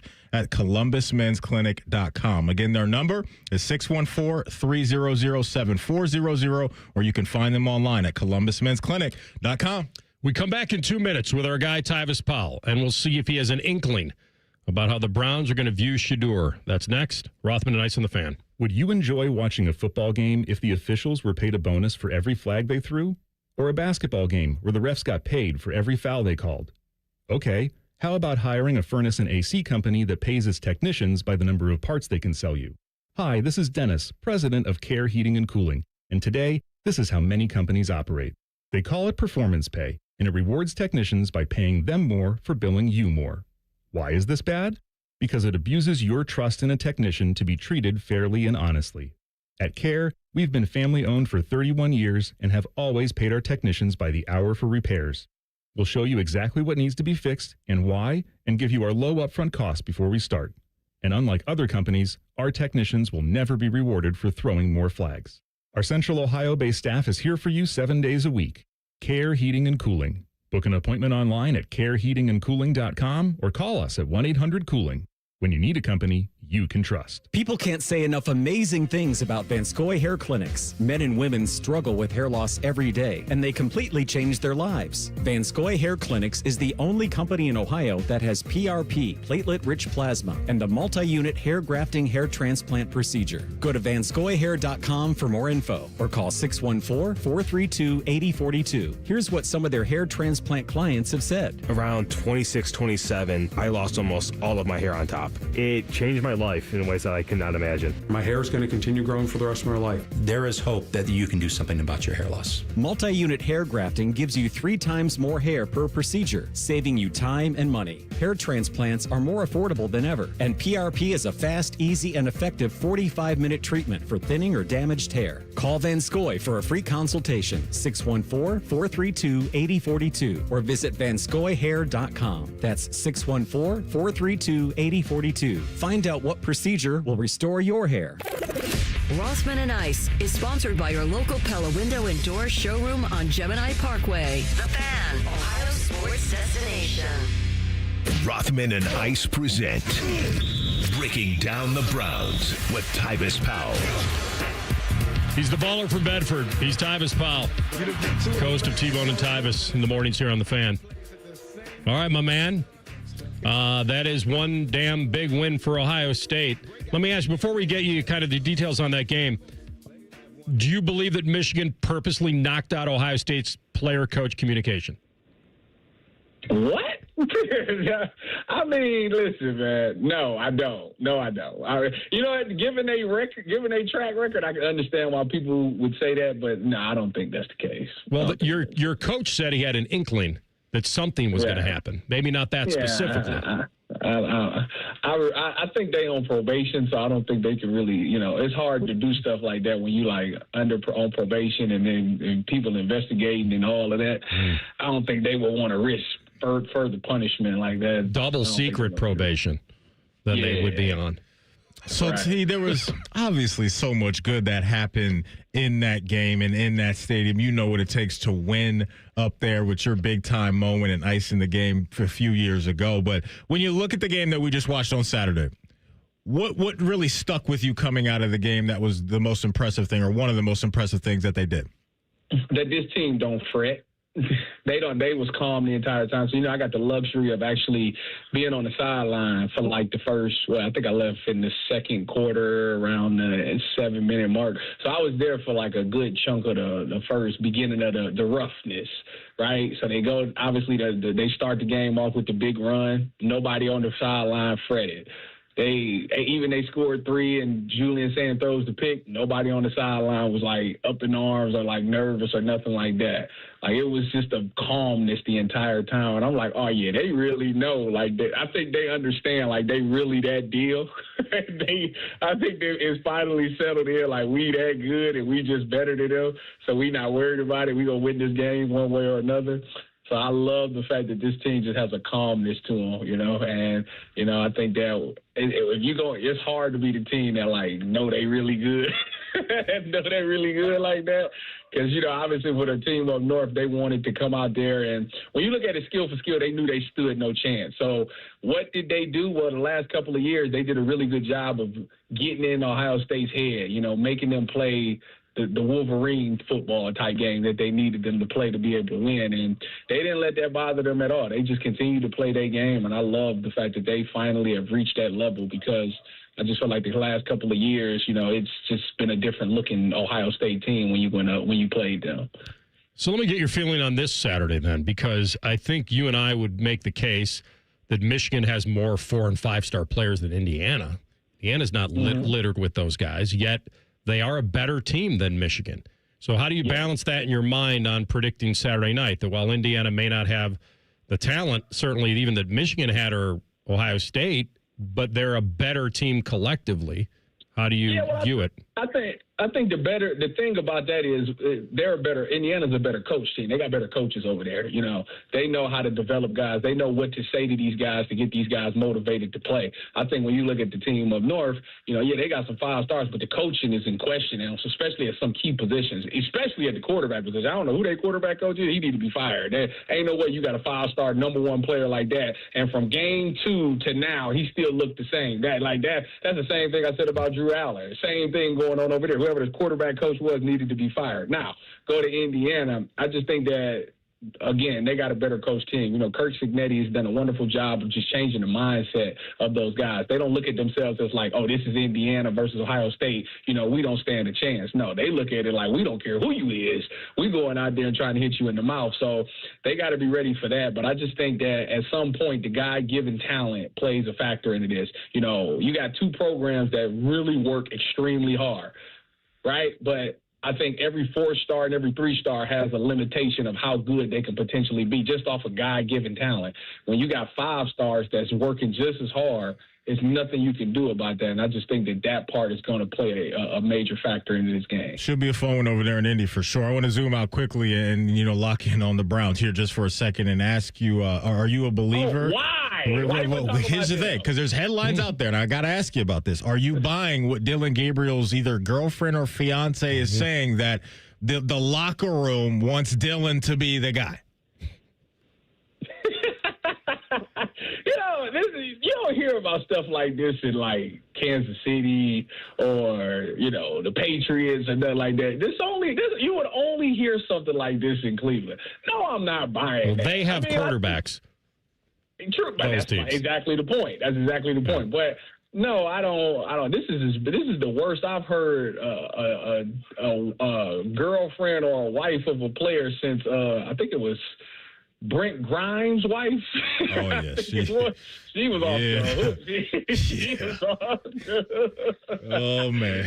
But no, I'm not. I mean, first of all, a fiance is always going to take up for they man, and that's the hardest part about being a significant other to some of these football players, is that you're on social media and you see how some people just bash your significant other, and women love us a lot. They love their man a lot, so they feel like they got to jump in and fight the fight.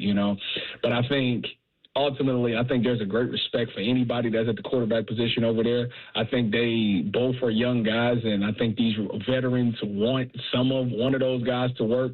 I think they both respected in the locker room the same. I think that maybe players might have a little bit more fun with Shedeur and a little more energy with Shedeur, but when Dylan was in there, I think they had a ton of respect because of the way he carried himself. So I'm not buying that coaches one, because if that was the case, then he'd be in there. You know what I'm saying? I think that this season is about finding out which one of these guys can handle it, and if not, we need to find somebody. And right now, it's looking like it's trending towards them trying to find somebody in the first round, anyways.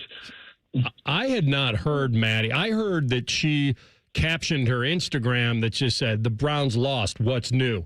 Like, I thought that was it. I didn't know. Was she alleging that? I think it was both. I think she was I've seen alleging both. that. Yeah, that there's either players or coaches in the building. Some about some on TikTok. Somebody had said she had said something to somebody, and the guy called her racist, and she said like the coaches want him to put. Everybody in that building loves Dylan and wants him to play, and you wouldn't know that because you've never played and you're not a coach and stuff like that. So it's nothing. It's to me it's a nothing. I'm with you, Tyvis, that of course she's rooting for the Browns to lose and for Shedeur to look bad. She is. Her guy is her guy. She wants him playing quarterback. She's like, I think you're right. That's it.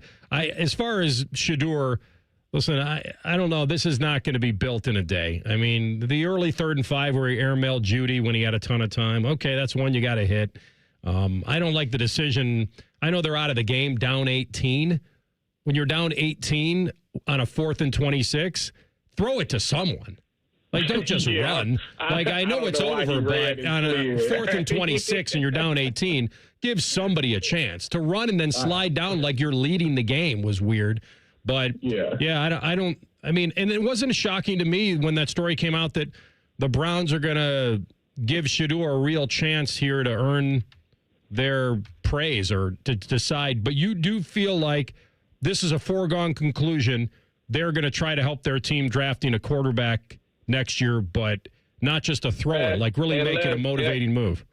Unless one of them guys shows something outrageous in the next 5 games, to me, I think depending on where you end up in the draft, you end up in the top 5 pick, and you're looking at Tennessee and the Giants, and then possibly the Saints with the number 3, 1st, 2nd, and 3rd pick. Like, to me, you wouldn't play for one of those top quarterbacks still, because I think those 3 franchises, because I think Tyler Shuck has looked a lot better these last couple of weeks. He's very interesting to me. I think that those 3 organizations seem like they probably going to spend with another quarterback for at least another year, So I think that you are in play for one of those top 3, assuming that, Dante Moore is coming out with Ty Simpson, Dante Moore, and Fernando Mendoza. I feel like you're going to play for one of those guys with the position you're in. So go ahead, man. I was going to say, who's the guy you like of those 3 times? If they do pull the trigger on one, who would you like right now? I like them to trade the 2nd-round pick and get Mac Jones. Okay. I just don't. I don't trust the development of quarterbacks from the Browns. All right. So if I walked into the room, if I was in the Browns front office and you're in that room and I walk in and I say, "All right, guys, I think the smart move would be let's build around Shedeur Sanders instead of replacing him." What do you say? Bad move? Shedeur got to just play on time, man. Like, a lot of the stuff that he did at Colorado is starting to come back out.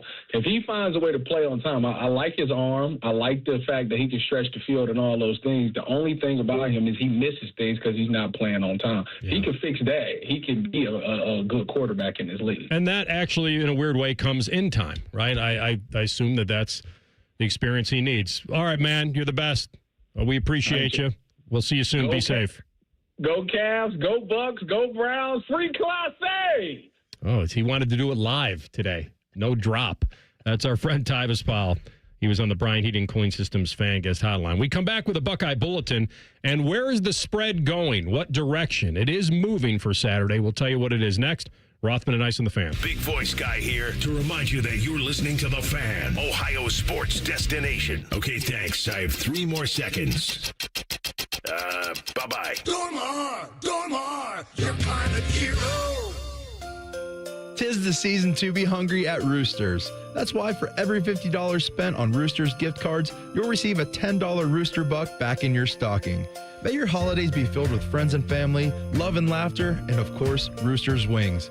Go to roosterswings.com today or drop by any Roosters location to purchase your $50 holiday gift cards and receive a $10 Rooster Buck in return. Happy holidays from all of us at Roosters. Roosters, a fun, casual joint. Hey, it's Anthony. I know you're going to be busy buying gifts for everybody else. That makes you a great person, a very giving person. So you know what that means? You deserve one. Why don't you give yourself the gift of comfort and foot pain relief? How do you do that? With the Good Feet Store Arch Support Inserts. I've got them, and they've really improved my body alignment and overall foot health. They're nothing like the over-the-counter insoles. My Good Feet Arch Supports are strong, supportive, flexible. I will not wear a pair of shoes without them, because if I do, my lower back is going to hate me for it. This is what you get when you go to the Good Feet Store. A comprehensive foot analysis by their trained specialists with a digital foot scanning that helps design your personal arch support system. And of course, any follow-up support you may need. With over 3 decades of helping customers find lasting relief, their track record speaks for itself. Good feet, good life. Walk-ins are welcome, but you can also make an appointment online right now at goodfeet.com. Hey, it's Austin Ward. You've invested in everything else this year. Have you invested in you? Awaken 180 is HSA and FSA approved. Why? Because it works. Make your tax-free investment in yourself pay you dividends every single day. Awaken180weightloss.com. Dormar, you're kind of hero. When your furnace or air conditioner is broke, we come out that same day. Dormar, home the Tin Man. Hey Central Ohio, it's Andrew from Home Team Solutions, and yes, we buy houses for cash the easy way. We've been buying houses for over 20 years and we've seen it all. Whether you've inherited a property, you're behind on payments, the house needs work, or just want to avoid the hassle of listing, we've got you covered. No repairs, no clean out, no stress, just a fair cash offer and you pick the closing date. We've helped hundreds of homeowners sell fast and hassle-free, and we're proud to have 5-star reviews all across Central Ohio and an A+ rating with the BBB.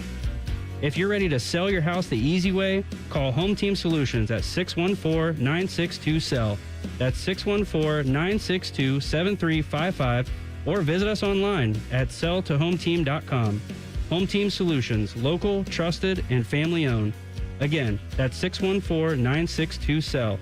614-962-7355 or selltohometeam.com. Make your list, check it twice, and shop smart this holiday season. Open a Visa at Kemba Financial Credit Union and add some jingle to your wallet with $150 cash back after your first $1,500 spent within 90 days. Apply at Kemba.org. Restrictions apply. Offer ends 12/31/25. Last year, I remember running around Hollywood Casino, hugging and high-fiving everyone during the scoop and score.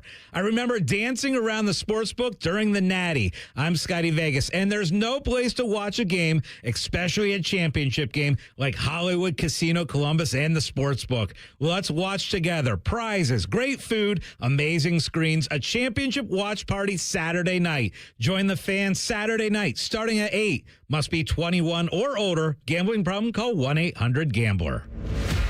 They say glory is earned, not given. We say it's ignited by heart and ends with a boom. Get your tickets today at BlueJackets.com. If you have an unhealthy obsession with the Blue Jackets, we have just the remedy. Join us Wednesday nights at 7 for the Inside Edge. All the Jackets and hockey conversation you can handle. The Fan, Ohio sports destination. It's almost Football Friday. All play and no work. Sponsored by Tansky's Sawmill Toyota. Your home for football, The Fan. Rothman and Ice present Buckeye Bulletin. Sponsored by Logan AC and Heat Services. Don't go through another furnace breakdown. For fast, friendly service, call the experts at Logan Services now for a free estimate and next day furnace installation. All right, Buckeye Bulletin time. We tried to do the look-ahead line on this game because we kind of knew we were headed for this. And, you know, for the most part, it's always stayed under that key number of 7. Okay. It opened, I saw it open, I thought it's 6.5. Can I guess where it is now? I'd like you to do that. So, why don't you just tell me what the spread is? So you're saying yesterday it was what again, AR? I think yesterday, well, let me tell you this. It opened when Ohio State won. Indiana had already won on Friday night. So the second Ohio State became the dance partner. I think it opened at 6.5. Ohio State favored by 6.5. So what is it right now? Probably the same. It's gone down. How far down? 2 points. Really? To 4.5. Now, that doesn't cross a key number of 3, but that's significant to me. That whatever money was coming in, all books are different. They've got to move them the way they see fit, depending on all the money. And the other part of the other phrase is, let's wait for the late money. Let's wait for big late money that moves it one way or the other. I don't see that thing getting the 3. No, I don't. I think that would be 3.5. I don't know. I just feel like I don't think the books.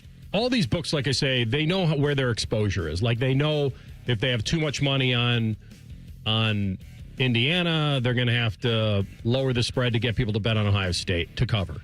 But Ohio State was, I think, minus 400 at Michigan, and they're minus 200 in this game. So basically just kind of cut it in half, at least on the feel of it.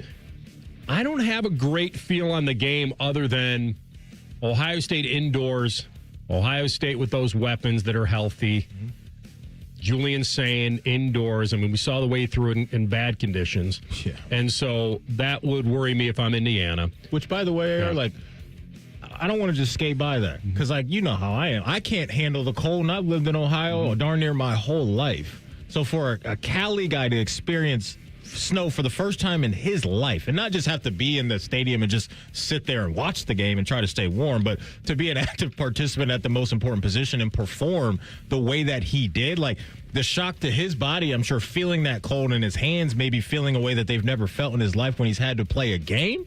Like, that's big time stuff. Private Santiago was leaving for the rest of his life.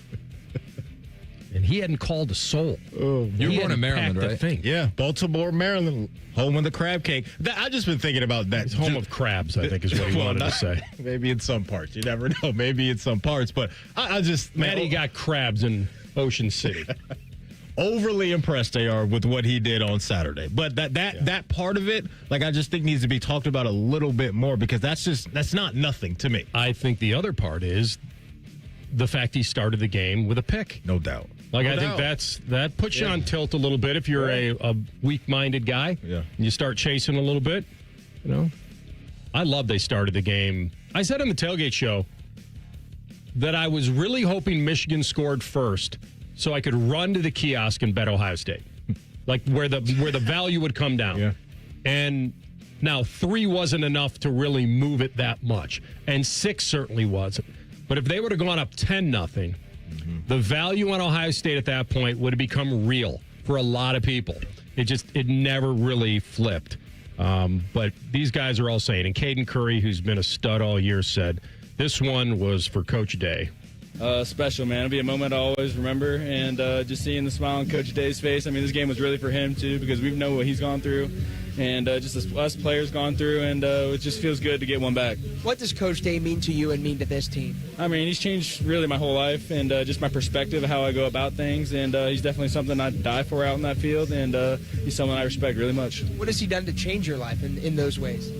Just the way I am outside of football, the way I am mentally, and just the man I am today. I mean, it's just so many things that I can't really get detailed in one little thing. Let me ask you this. He's an Indiana kid, by the way.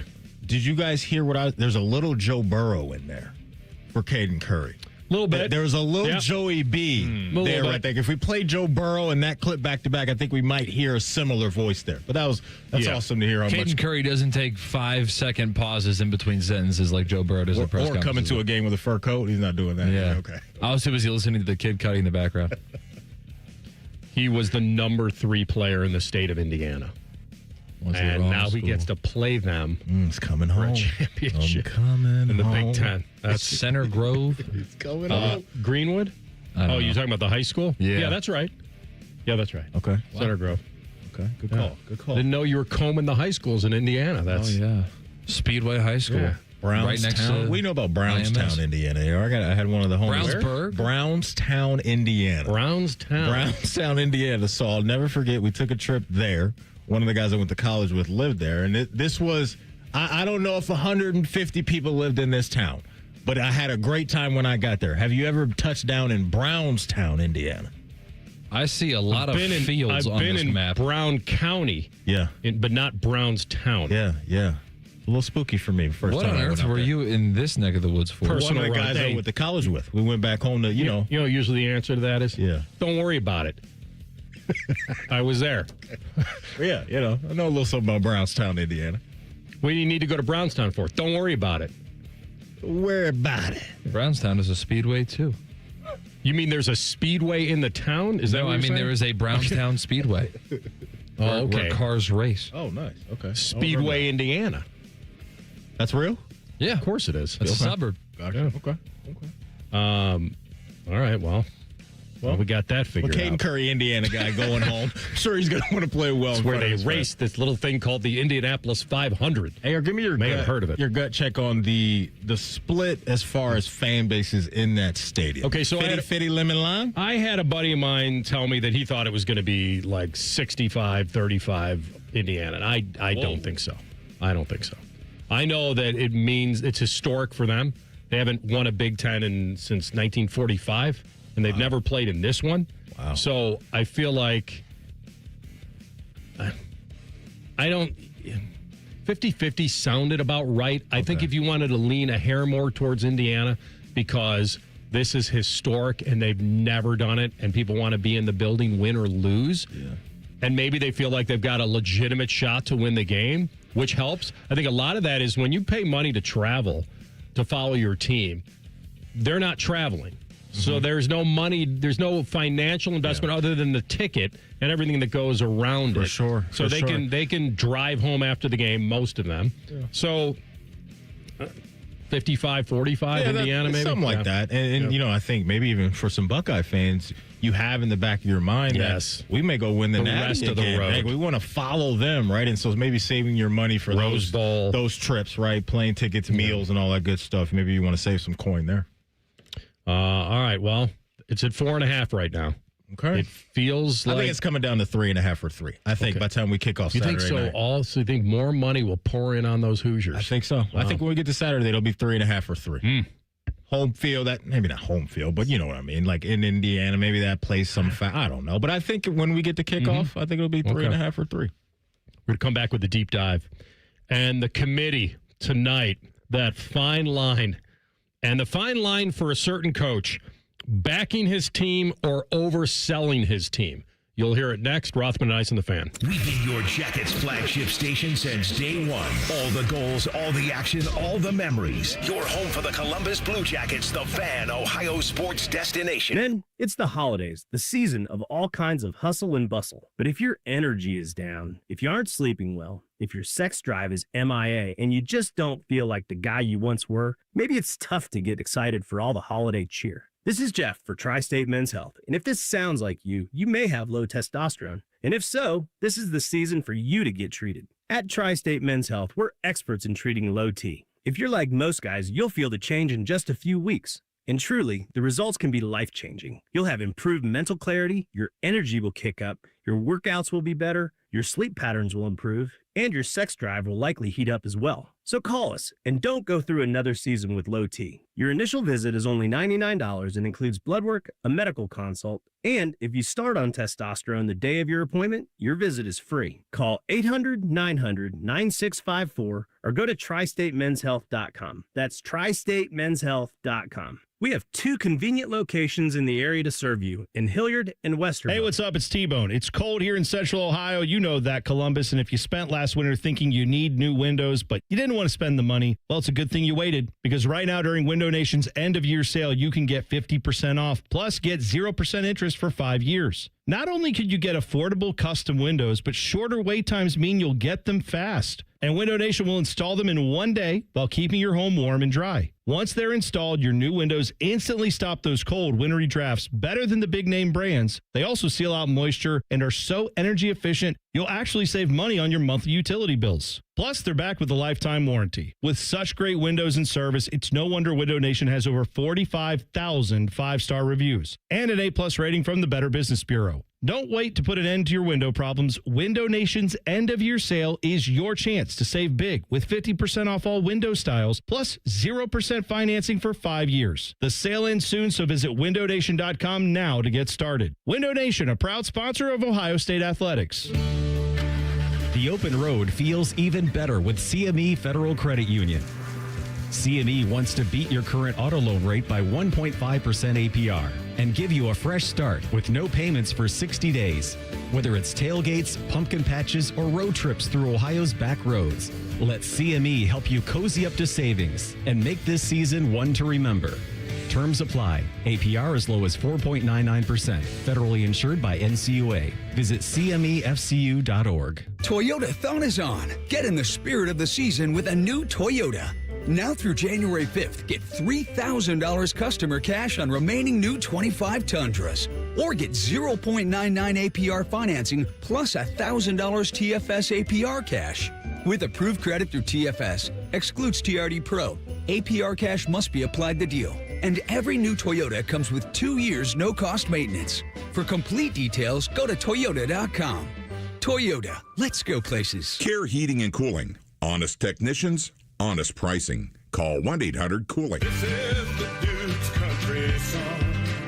It's a song about the best mayo. It has a yellow lid, and its full name is Duke's Mayonnaise. Get Duke's Mayo in store.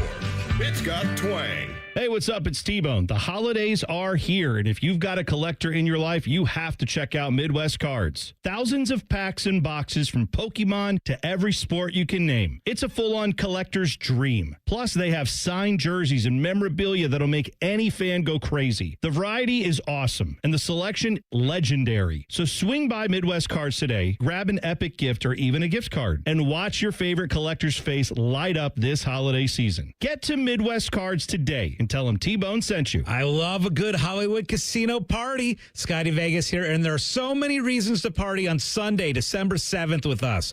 Watch the college football playoff bracket. Come out with us at noon. Watch the Browns, Bengals, and Steelers games all at 1 o'clock with us. Then parlay the great food, huge screens, and best big-time prizes at the Sportsbook at Hollywood Casino Columbus. You're watching. We're watching. Let's watch together. Sunday, December 7th at Hollywood Casino. Must be 21 or older. Gambling problem? Call 1-800-GAMBLER.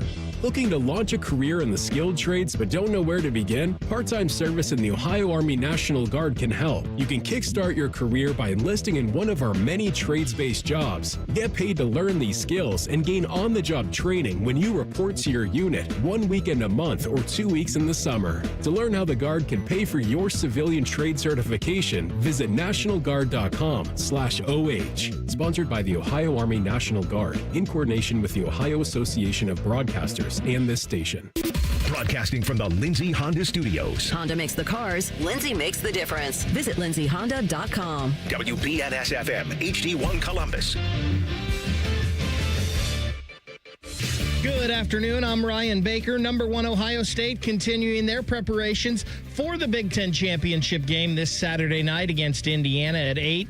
Starting left guard Luke Montgomery said the Buckeyes are having fun. We're playing a kid's game and just have fun doing it. You know, you don't need to blink when you go out there. You've already put all the work in, and you know we get to play the best defense every week in practice and stuff like that. So why would you blink when you have the opportunity to play? We'll have you covered all day long, beginning at 9 a.m. in the morning. Network coverage takes over at 6:30 p.m. The latest college football playoff rankings out tonight at 7. Ohio State quarterback Julian Sayin and wide receiver Jeremiah Smith have been named finalists for the Pony Express Award. That's given to the most outstanding teammate tandem in the country. This one brought to you by Dr. Mark Levy. If you're snoring and not sleeping, call Mark Levy's office at 1-800-MORE-SLEEP or online, sleepbettercolumbus.com. Most shows just skim the surface, but Rothman and Ice feel like the biggest story of the day deserves a closer look. It's time for a deeper dive. Sponsored by Low T Center. Low T Center, reinventing men's health care. All right, final hour of the program. We'll have Austin Ward at 2:30 here on Rothman and Ice, so stick close for that. But when the big guy saunters in, we make room for him. The one and only Bobby Carpenter is with us now because sometimes I wake up in the morning and Big Earn is already here. Mr. McCracken, good to see you. Oh, I come in for the deeper dive, Rothman. That's right. That's right. By the way, I watched my son and like all of their friends. We watched Kingpin. I don't know, last Friday, the Friday before Thanksgiving. Okay. They loved it. It was tremendous. followed it up with White Chicks. A real nice home, yes, homey. It's just a real hallmark weekend at the Carpenter house. Good to see you, my man. Yeah. I'm sure you obviously feel very proud as an alum and getting that thing flipped. Did anything differ from what you thought before the game to how it turned out? When I saw 4 and 17 out there, I felt a lot better because those guys are always good for one of those apiece. Yeah. And the narrative out there that like Carnell might not play, kind of an opt-out situation like that. I was having a lot of people message me and talk to me, well, I know somebody at the hospital and, I talked to the doctors say that he's fine. I'm like, okay, fine as per who? Like, yeah, he's walk around. I mean, he's got a soft tissue deal. I mean, and by the way, did he need to play against Rutgers? Like, let's get these guys 100% healthy because the reality was if you won that game, you were going to play Indiana this week. And so you don't want to be like, well, you're good, but now not good. And then we also need you for an elongated playoff run. So when those guys were out there, I felt good about it. Obviously, the first play from scrimmage when they bust one out on the run, like, oh no. And then we followed up, hey, we'll throw an interception. Yeah. You know what I think it was is that everybody had heard our guy, my buddy Dan Orlovsky, talk about how this team had never seen some adversity. He said, all right, well, we'll throw you some adversity right there. We'll give you a little Penn State give you a spoonful of that. A little Penn State circa 2024. Early score, throw the pick. But the defense got 2 stops in a row, and 6 is a heck of a lot better than 14. And, like, Ryan looked calm. Yeah. Julian looked calm. Like, everybody's like, all right, well, let's go. And then they slowly turned on just the battering ram of that offensive line and just wore them out. In a weird way, for Michigan, almost not cashing and getting 7 either time actually mentally was worse for them. Yeah. Because I think people talked about, you could say Ohio State, they need to get touchdowns in the red zone. Yeah, obviously you do. But it meant more for them. That offense needed to they got Bob to the 27, the 7, the 25, and came away with 9 points. Yeah. Like that Michigan got close, but they needed 7 more than any team. When you struggle offensively to drive the football, like when you get down there and you get in that, like, condensed 20-yard field, you've got to get touchdowns because they're not capable of those big home run hits. Like the ones that they had in 2023 and some of the big plays, it's like those didn't happen. And so when you get down there, you've got to get 7. And when they didn't, I'm thinking, okay, like this is good. And the way Ohio State started running the ball, I'm like, it's only a matter of time before those guys get a little loose on the back end. And it was just awesome to watch it 17-9 and listening to Joel be like, if I'm Sherrone Moore and this Michigan staff, I'm telling our guys, we're in a 1-score game here in the second half. We've got a chance to get the ball back and go tie the game up. And I watch him at 2nd and 3, and I looked at my friend and I go, they may take a shot here at the 50. And then I saw the play action, and you can tell, like, it's 7 guys staying in. Julian's shoulders up. He's looking down the field. I'm like, this is goodness. the Tate touchdown. The Tate touchdown. And he hits it and then does the beautiful pose down in the end zone. Like, I don't have a lot of stuff signed by Ohio State guys in my house, but and I told Carnell I'm getting one of those. He's signing one of those for me. That's nice. Iconic. Real quick, Manny. Then I just want to get your linebacker feel on this.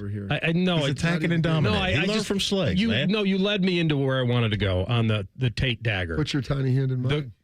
Give me your assignment there. What I saw just watching it live is the corner, the tight end is kind of coming into his neighborhood, and he leaves the tight end to shade the running back. That's the linebacker's assignment, right? Because what happened is the chain reaction is, so the corner shades the running back, the safety then leads towards the vacated tight end, and then Tate has the wide open middle because the safety can't retreat fast enough.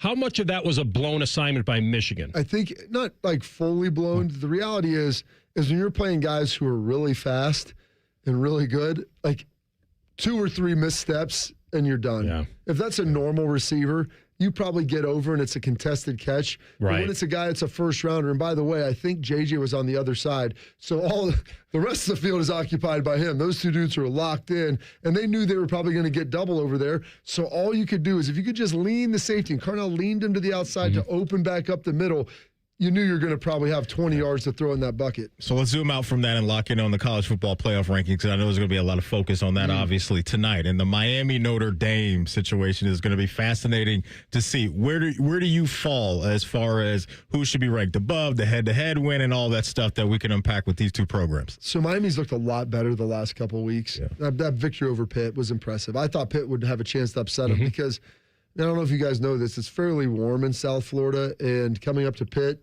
the weather wasn't exactly balmy here this weekend, so I thought that might impact them. Like, I wonder how much they're actually going to show up and play, or they'll be ready to go. I think Notre Dame is one of the best, 6 or 7 teams in the country. Now, I know that Miami beat them. Eye test. Watching them, seeing them play, they can run the football, and their defense is 1,000 times better than it was at the beginning of the season. I think Chris Ash has kind of grown into that, and they've improved. I think they should probably both get in. The reality is, the way it's set up, the ACC has screwed the pooch with what they've done. I don't know you could have Duke. If Duke wins, which is a real possibility. That would be key. Then you're not getting an ACC team. That's right, and they don't deserve to be. But Miami's probably good enough to be in there. Yeah. People are they should just unilaterally, Jim Phillips, just throw out the rules that everybody agreed to just because it doesn't fit what you want to do? Oh, you mean put Miami in an ACC title game just to do it? You know what, Duke? I know we have those tiebreakers. You're out. So they made this. The Americans rule, literally, I think, is after head-to-head. It's just the highest-ranked team in the CFP. And so it's get in there. But then the other alternative is, I was talking to a guy from Clemson yesterday on our XM show, and he goes, the reality is, if Miami's 9, then you don't want them playing for the rest of they could lose, and then you'd have somebody else in there. Or maybe you're not getting anyone in at all. So it's a double-edged sword with this. Yeah. I think Miami should be in. I think they're very talented. I just don't think Mario Cristobal is a very good coach. His team plays to the level of their competition far too much, and they make far too many mistakes. Well, here, listen to Sark here, because I want to get your opinion on whether this is A&M. Just backing your team, the rightfully, or overselling it, because there's a fine line. Let's hear what Sark had to say. Is this about what your record is at the end, or is this about beating quality teams and showing how good of a team you really are by beating quality teams on the field? Or is it don't play good teams, put up a bunch of yards, put up a bunch of points, and make it look good? Throw fade route touchdowns with 38 seconds to go when you're ahead 31-7, so that the score looks better. So is the committee really watching the games, or are they just looking at a stat sheet at the end of the game to say, oh, well, they won by this many points, they must have played really good? So he's saying, and he said this after, not even that one. He said it right on the field. Yeah, he said that on the field. And he also said, why did we even play Ohio State? Yeah. He said, if we're a 10-2 team right now that played 4 top 10 opponents and they're ranked sixth in the country, and they're not having this conversation. So now it's convenient to point to the Ohio State loss as Not the Florida. one. Yes, as the one you want everybody to focus on. That's what happened to Lane last year at Ole Miss. Remember, they lost the last game of the year to Florida. Florida's bad. And all you've got to do is beat them. You have a first-round quarterback who's throwing awful interceptions. And so I understand what he's saying. But also, let's take into account the Ohio State game. It was 14-0 with 3 minutes. He's like, well, we lost by 7. You scored with 3 minutes to go in the game. It never really felt like it was all that in doubt. But I do think the tough thing is, are you supposed to say that they should get even over Vanderbilt, who is 10-2? Well, they beat Vandy. I know, and they beat Vandy. And so that's the hard thing, the head-to-head. Vandy just beat the hell out of Tennessee. Mm-hmm. So people are like, well, they need to get in. I go, well, then who are you taking out? An Oklahoma team that, has had some nice wins in there that, by the way, we have the committee, so they're supposed to be able to weigh stuff. They lost to Texas with their quarterback basically having a glued-on thumb. He was like the rubber man out there. He was unfortunate. So I don't know. The good thing for Notre Dame is, thank goodness for them, they're above enough away from Miami right now, which is weird. I think the way around this with the committee is pray that Bama loses, and you're going to knock a team out, though, that's playing in their conference championship game? I don't like to punish them either. Me, I agree with that, too. Why, if I'm Kalen DeBoer, hey, you know what, Ole Miss, you go instead. We'll just stay here and sit in our spot. The committee, if they want to get out of this mess, somehow, it's what you said. They've got to get Miami and Notre Dame both in. That way they don't have to have the conversation. That means head-to-head, they won't have to argue with that. Who are you taking out? Yeah, I don't know. You're going to knock, hey, Ole Miss, sorry your coach left you. You guys are out. I brought that up to the guys earlier. Like the whole Florida State scenario that happened last year where Jordan Travis goes down. They're an undefeated team, and they're like, no, we still don't think you're that team. With 4. They're not doing that with Ole Miss, right? That's a quarterback, not a coach. No, I understand. Okay, I'm just saying, like, that's not in play at all. And right, that was with 4 teams. Like, they're at 6. They would have to fall like 5 spots to fall out of this. That would be pretty bumpy. You want to stick around? Yeah, I'll do another. All right, let's do another one. Heisman stuff, too, as well. Those odds. One more. Fill it up again. That's right. And we'll hit that. And then it may be time to finally get in on some of these NFL futures because the Super Bowl this year has the makings at any. Yes, it's Anthony got some Vicodin, and anybody can get in on that. And that's today's Health Minute. Rothman and Ice on the Fan. Wake up with the Fan. Eat lunch with the Fan. Go to bed with the Fan. Dream about the Fan. Then change your sheets. Gross. Ew, you guys are gross, but stick around in case I don't find anyone else. The Fan. Hey, Central Ohio, it's Andrew from Home Team Solutions. And yes, we buy houses for cash the easy way. We've been buying houses for over 20 years, and we've seen it all. Whether you've inherited a property, you're behind on payments, the house needs work, or just want to avoid the hassle of listing, we've got you covered. No repairs, no clean out, no stress, just a fair cash offer and you pick the closing date. We've helped hundreds of homeowners sell fast and hassle-free, and we're proud to have 5-star reviews all across Central Ohio and an A+ rating with the BBB. If you're ready to sell your house the easy way, call Home Team Solutions at 614-962-SELL. That's 614-962-7355. Or visit us online at selltohometeam.com. Home Team Solutions, local, trusted, and family owned. Again, that's 614-962-SELL, 614-962-7355, or selltohometeam.com. Call the folks at Buckeye, night or day. The water's standing in the tub. My toilets will not flush. The smell's getting bad in here. I need help in a rush. Clogged drain, no problem. It's 93 or free. I'll clear any drain or you don't pay with a 1-year guarantee. It's 93 or free. Guaranteed. Call 614-683-9911. Call the folks at Buckeye, night or day. Career changers, including veterans and active duty service members. Your transition starts here. Go from GI to IT in a matter of months. Become a certified cyber warrior with training at My Computer Career. Cybersecurity specialists are in high demand, offering IT pros great opportunities and a rewarding lifestyle while protecting our people, liberty, and treasured institutions from cyber threats. Deploy your career in IT today at mycomputercareer.edu/CWP, an elite CompTIA certification partner. VA education benefits are available to those who qualify. Skyline's Mac and Cheese 3-Way is back. This time with white cheddar cheese and creamy cavatappi pasta. Try a Mac and Cheese 3-Way with Skyline's original chili or their new chicken chili at participating Skyline locations for a limited time. At Great Lakes Hyundai, the savings are so good. You know the savings are so good. You know the savings are so good. Great cars, great deals, Great Lakes Hyundai. The savings are so good. You know the savings are so good. You know the savings are so good. Great Lakes Hyundai of Dublin. You know the savings are so good. Great Lakes Hyundai of Columbus. Good. GLakesHyundai.com. 'Tis the season for a holiday loan from BMI Federal Credit Union. With loan amounts from $1,000, $3,000, or $5,000, make your holiday shopping easier. Enjoy low fixed rates and no application fees. Visit bmifcu.org/holiday loan for details. You can stream the game on your phone while you're gardening. You can stream it while you walk the dog. You can stream it at a trampoline park. You can even stream it at a monster truck rally. But the second you get behind the wheel, the game's over. Remember, Ohio, phones down. It's the law. With Steel, batteries are included. This holiday season, give a gift that's ready to go right out of the box. For everything from cleaning up the yard to cutting up firewood, Steel tools check off the wish list and knock out the to-do list. And right now, buy select battery tool sets and get a free extra battery. Visit SteelUSA.com for holiday deals and gift ideas. Happy holidays from Steel. Offer valid for a limited time only at participating dealers while supplies last. Sunday, a day of rest, relaxation, and Browns football. Catch the Brownies as they battle the Titans live from the land. This game will not live in infamy. Kickoff comes your way Sunday at 1. Your radio home of the Browns, the Fan, Ohio sports destination. Fan weather.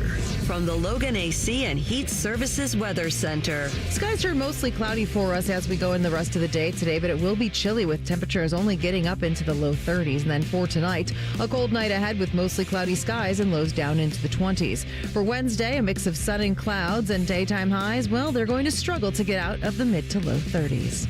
For the Fan, I'm meteorologist Meredith Garfalo with the 10 Weather Impact Forecast. Bet365, the official online sports book of Rothman and Ice. Whatever the moment, it's never ordinary at Bet365. The Fan, Ohio sports destination. Rothman and Ice present Free Snap Leads. Sponsored by Newman Roofing. Call Newman Roofing today at 614-NEW-ROOF. That's 614-NEW-ROOF. Or visit online at newmanroofing.com. All right, Ice, Bet365 Let's time. get into it right now because at Bet365, new customers, they got a great deal waiting for you where all you have to do is bet $5 and you are going to get $150 in bonus bets, win or lose, so you could turn that $150 into something bigger and better when you bet on spreads, totals, player props, or money lines. And always as a reminder, keep an eye out for those daily and super boost at Bet365. So this is I know it's technically a 4-horse race, but it feels like a 2-horse race in the Heisman. And we'll get into that. It's the fact that, so Fernando Mendoza on Bet365 is the favorite, plus 160. It's not a big leap. Ironically, Diego Pavia is the second betting favorite. They actually tied with Sayin. I lied. They're tied at plus 175. I don't think Pavia is winning it. I don't. I think this is too big of a game with two extraordinary teams in Indiana and Ohio State. 1 versus 2 is going to help. But he's not playing this weekend. Yes, that's the other part. And Jeremiah Love, as great as he's been, and he may be the best, quote, player, he's not winning it. He just doesn't, because both quarterbacks aren't going to flop in the Big Ten title game. So have a 13-10 game. How is he going to leapfrog that in Heisman voting? I know you're dealing with human beings, but I feel like that would be, there's a reason they're offering Jeremiah Love at 28-1 right now. There's a reason they're offering. I think he'll get an invite to New York, but he's not winning. He's not winning. So you and I had this conversation about, I told you what Las Vegas truly thinks of Sayin's chances. So I have a future on Sayin. We'll just deal in units right now and percentages. That they're offering me a 35% cash out on Sayin right now, which I think it would be higher if they thought he was going to win it for sure. Right? Or am I think 35, because I don't think the total that they would offer, it's not like they're offering the Mendoza crowd like 55%, and then the Pavia crowd. That's like true. They're not equaling 100 because then there's nothing in it for to the put big this guy. in real numbers for people, let's say $1,000 if Sayin wins the Heisman. And right now they're saying to you, we'll give you $350 right now if you want to just take it and run. Yeah. And so your advice on that, financial planner? I would let it ride, Coach. Yeah. Because I think the team that's going to win this is going to have the quarterback that ultimately wins it. And those have got to be fair.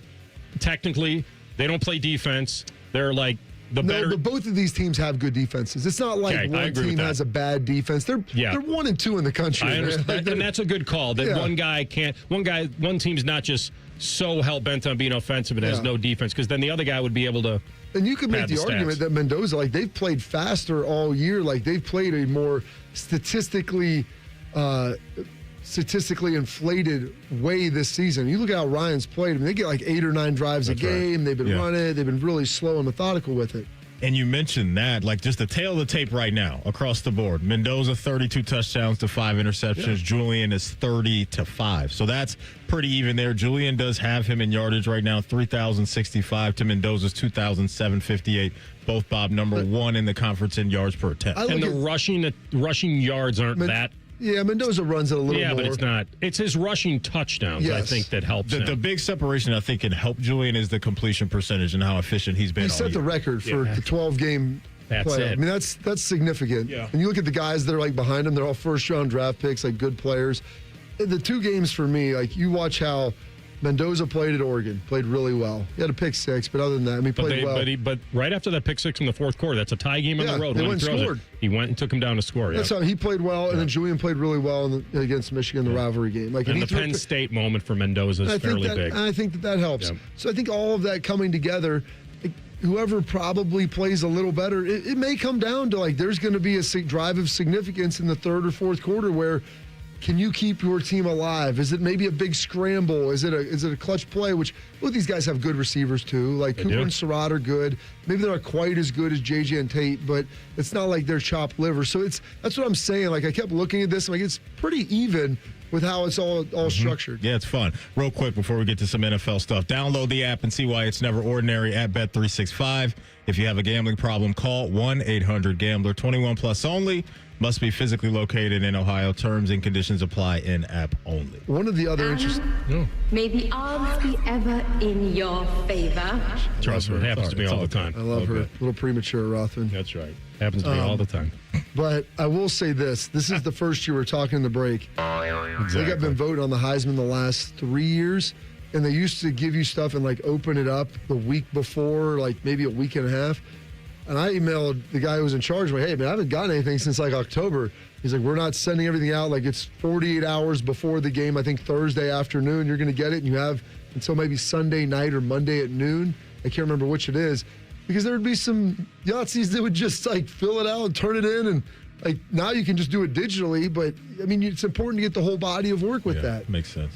It's not public unless you want to make it public, right? Yeah, I mean, they don't want you to make it public until it's announced. Yeah, okay. That's part of our Heisman's creed.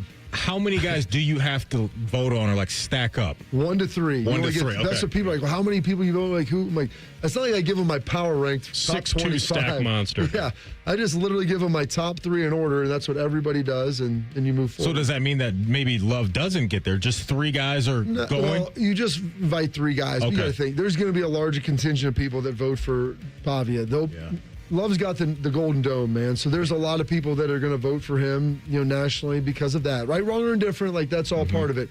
But it's interesting. Like this is the first time you would have 3 guys. I know Notre Dame's a national brand, and you could argue Ohio State, but like you have 3 guys that are from about a 150-mile radius in the north, and then you've got Pavia, who's from Nashville. Like, there's nobody from the west, and there's nobody from like what you would deem kind of the true like blue blood SEC. Yeah. No one's putting Vanderbilt in like the true blood SEC. Does Pavia have any type of NFL upside to him? I don't think so. Okay. I think he is like.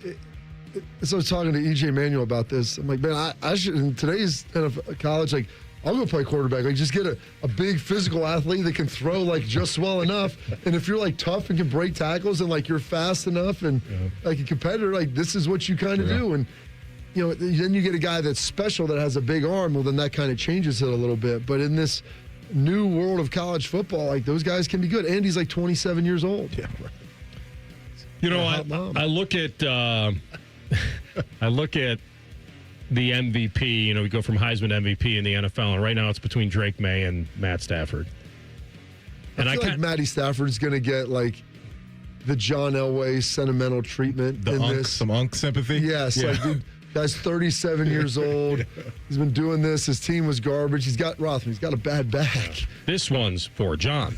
I also think there's a reverse effect in that he's won a lot. Had the old bull, now you want the young calf. That he is a Super Bowl champ and that he got his just desserts. Like, and then he's never got an MVP. True. Well, that's big. Like that. I mean, to have a Super Bowl and an MVP, that to me puts you in some unique company. And 32 MVP's touchdowns better than comeback player of the year. You like that? I mean, comeback player is nice, but. I mean, you don't need to be the Kim Kardashian. Yeah. You can go be the star out there. The efficiency for Stafford's been ridiculous this year. It's 37. It's crazy, man. The ball's not going in the hands of the other team. I mean, it's crazy what happened in Carolina with the Rams this past weekend. But before that game, I mean, it's just been Puka Nacua, Devontae Adams, lights out all year. He's always had one of the best arm talents I think the game's ever seen. But at his age to play at this level, it's very impressive. And it's not like Drake May has an 300-yard games.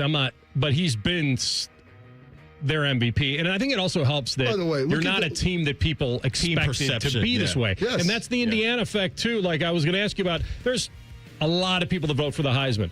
There's always going to be bias both ways. Yeah. And I'm wondering if there's some people who would say, like, hey, if this thing comes down to splitting hairs, Indiana's never had one. Yeah. They've had Anthony Thompson back in the 80s, close. Well, going to give Ohio State another Heisman. Like, there are going to be people out there that don't want to do that. It's a humanalytics award. That's right. And there's no, this isn't the touchdown leader or the rushing leader. It's not fully quantitative. It's very subjective.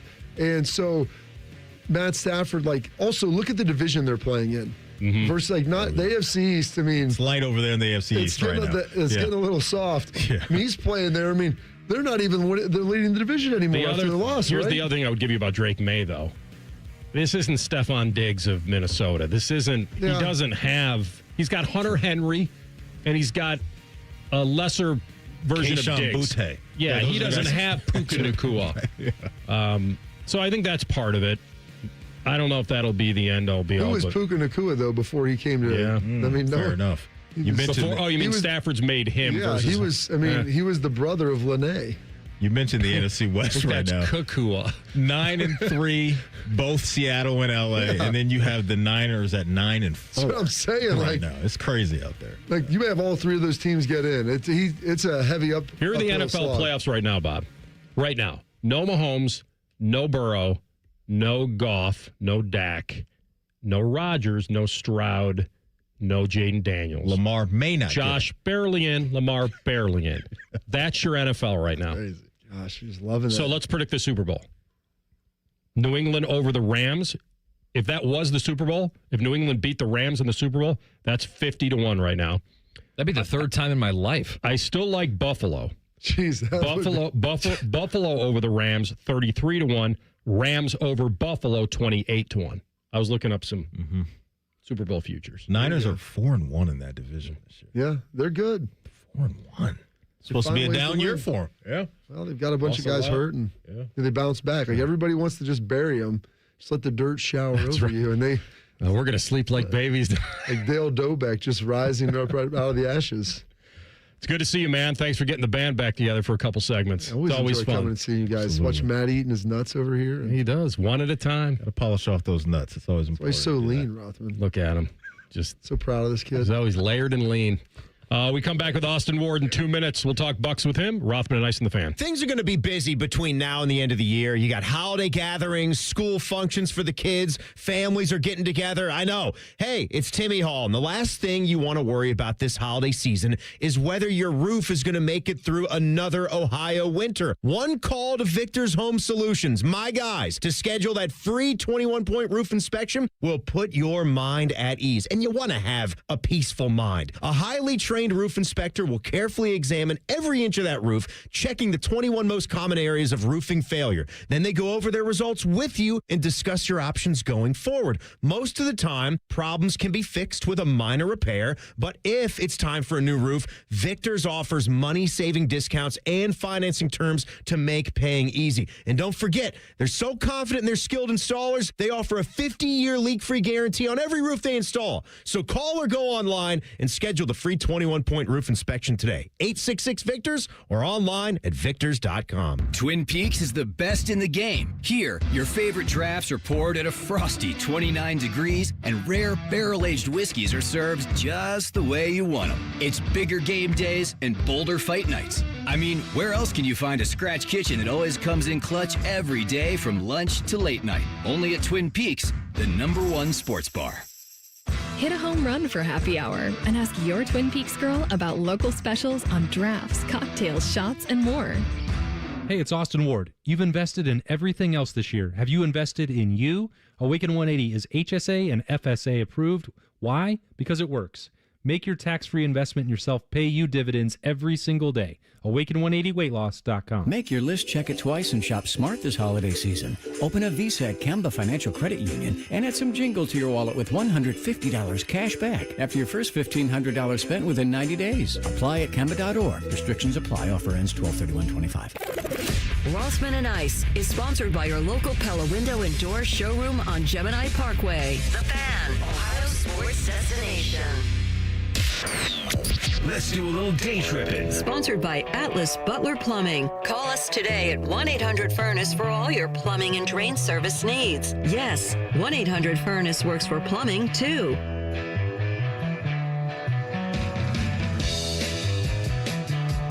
All right, I just want to listen to more of the day tripping riff there. All right, our guy, Austin Ward, with us. Good to have you, man. He's on the Bryant Heating Cooling Systems Fan Guest Hotline. It's one of the best out there, isn't it? Yeah, it's pretty solid, but we had our guy, Bobby Carpenter, in here, and it was like a slow burn on the way out of the studio. So thank you for your patience, Austin. We ask that you bear with us. All right, so let's move forward a little bit here with this thing. So he was asked about Carnell Tate, Jeremiah Smith coming out of that game. Any setbacks, any regression, any different plan for them this week to get them ready for a game this Saturday? Yeah, it sounds like more all systems go. The way that Ryan Day put it was that they came out of it better than they went into it. I think that, and I get the question. Those of us on the outside of the Woody, those of us that are going to be looking at the College Football Playoff Selection Committee rankings later on Tuesday night, can say, well, both of these teams, Indiana and Ohio State, should have first-round byes. What's really at stake? If there's any concern, any inkling whatsoever that Jeremiah Smith or Carnell Tate needed more time, I think Ohio State has shown that it would take that opportunity to give him rest. But they also really want to win this game. They saw, Carnell Tate looked as healthy as could possibly be to me when he was cooking that defensive back on the play-action throw from Julian Sayin on Saturday.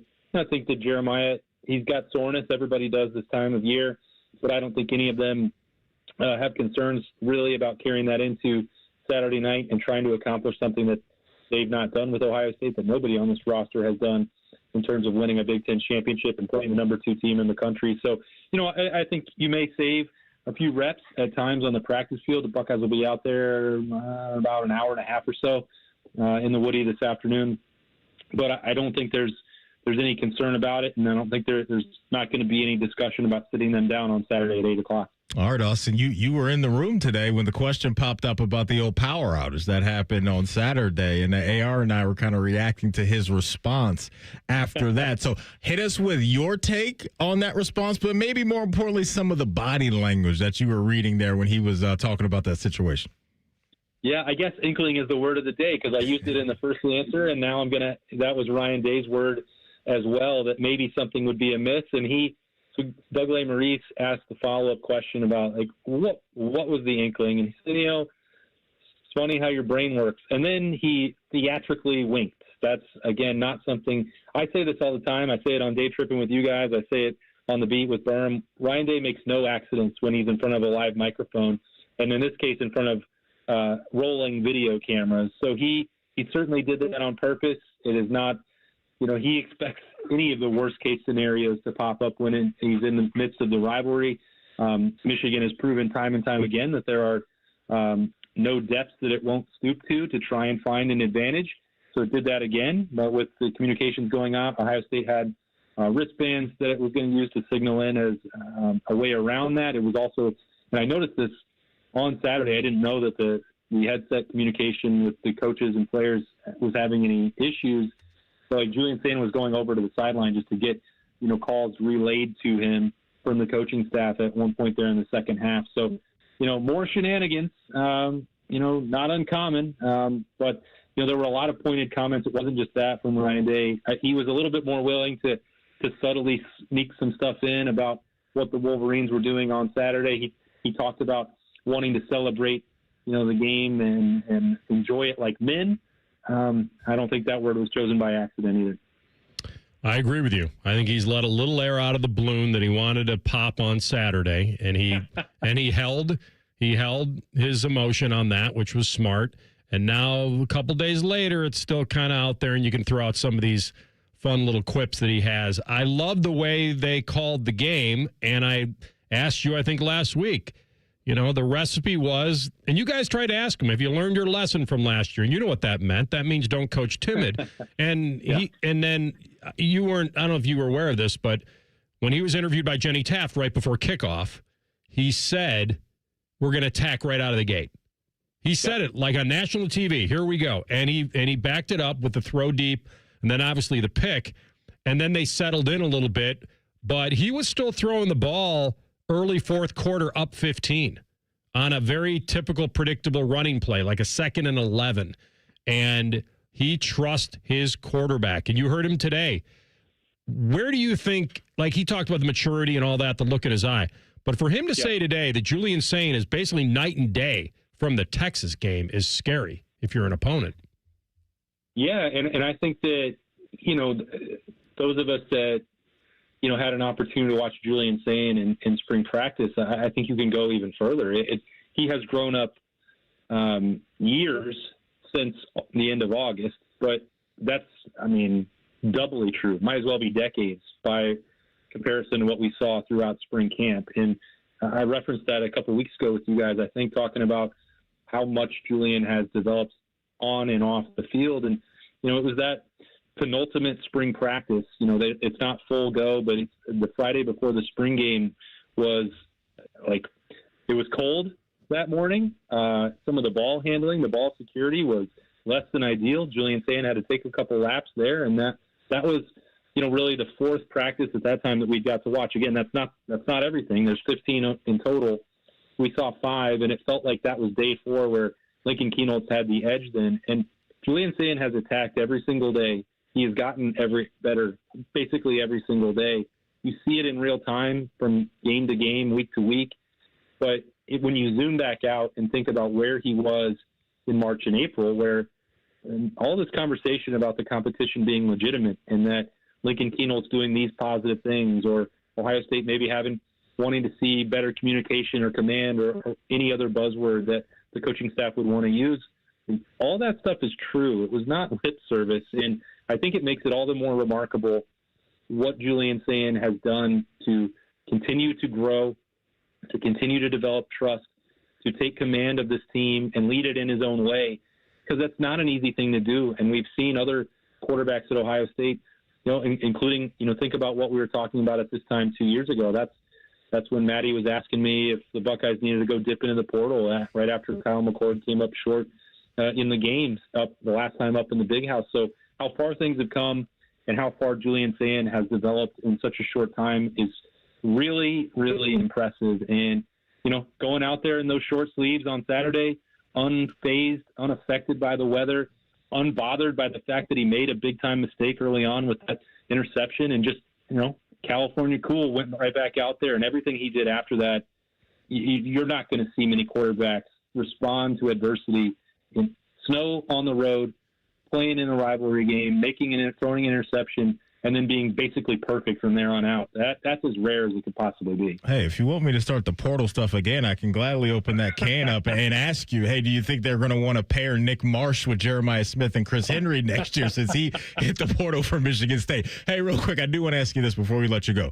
The offensive line, the running back room led by Bo Jackson delivered and met the moment, but I thought the trench play from the defensive line, too, on the road, Austin, was good with Kenyatta Jackson and Curry and obviously Caden McDonald as well. Yeah, and I think, look, it's easy to look at the numbers for Caden Curry, the athleticism of Kenyatta Jackson, and praise them to the highest level, which they deserve. But I think Caden McDonald has a strong case that he is playing better at his position than anybody in the country. He's the best defensive tackle, but the margin between him and the next best might be as wide as there exists at any position. And I'm including – because Jeremiah Smith at wide receiver, he's got Carnell with him. Is there a huge drop-off between the two? That's maybe not for me to say, but you look at Arvell and Sonny, at least if we're just talking about on Ohio State's roster, Caleb and Jalen McClain, these guys are working in tandem. We spent so much time in this offseason, 9 months, 10 months, breaking down the depth at defensive tackle, who was going to emerge, did they have enough guys to get it done? And Caden McDonald has basically been like, put this on my back and I'll deliver. And some of this has been done over the last month with, a heavily taped left ankle, not full strength. He has been as dominant as you could want. If you're Larry Johnson, if you're Matt Patricia, and everything sort of starts with him right there in the middle of those trenches. Tywan Malone's been good. Edric Houston's been on the rise. We can spread the love around Matty, but I am amazed at the work that Caden McDonald has delivered for Ohio State. And as long as he's playing at that level, I don't know how anybody starts to move the football successfully or consistently against the Silver Bullets. They're going to be tested. There's an offense that's on the other side this Saturday night that should make for a heavyweight fight. I can't wait for it, bud. Be well, and we'll talk to you soon. Thanks. Can't wait, guys. Have a good week. You too. That is Austin Ward on the Bryant Heating and Cooling Systems Fan Guest Hotline.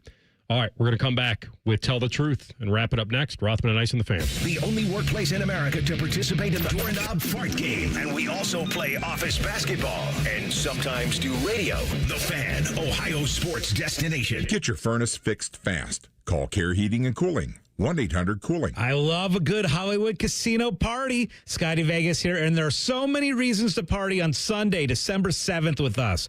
Watch the college football playoff bracket. Come out with us at noon. Watch the Browns, Bengals, and Steelers games all at 1 o'clock with us. Then parlay the great food, huge screens, and best big-time prizes at the Sportsbook at Hollywood Casino Columbus. You're watching. We're watching. Let's watch together. Sunday, December 7th at Hollywood Casino. Must be 21 or older. Gambling problem? Call 1-800-GAMBLER.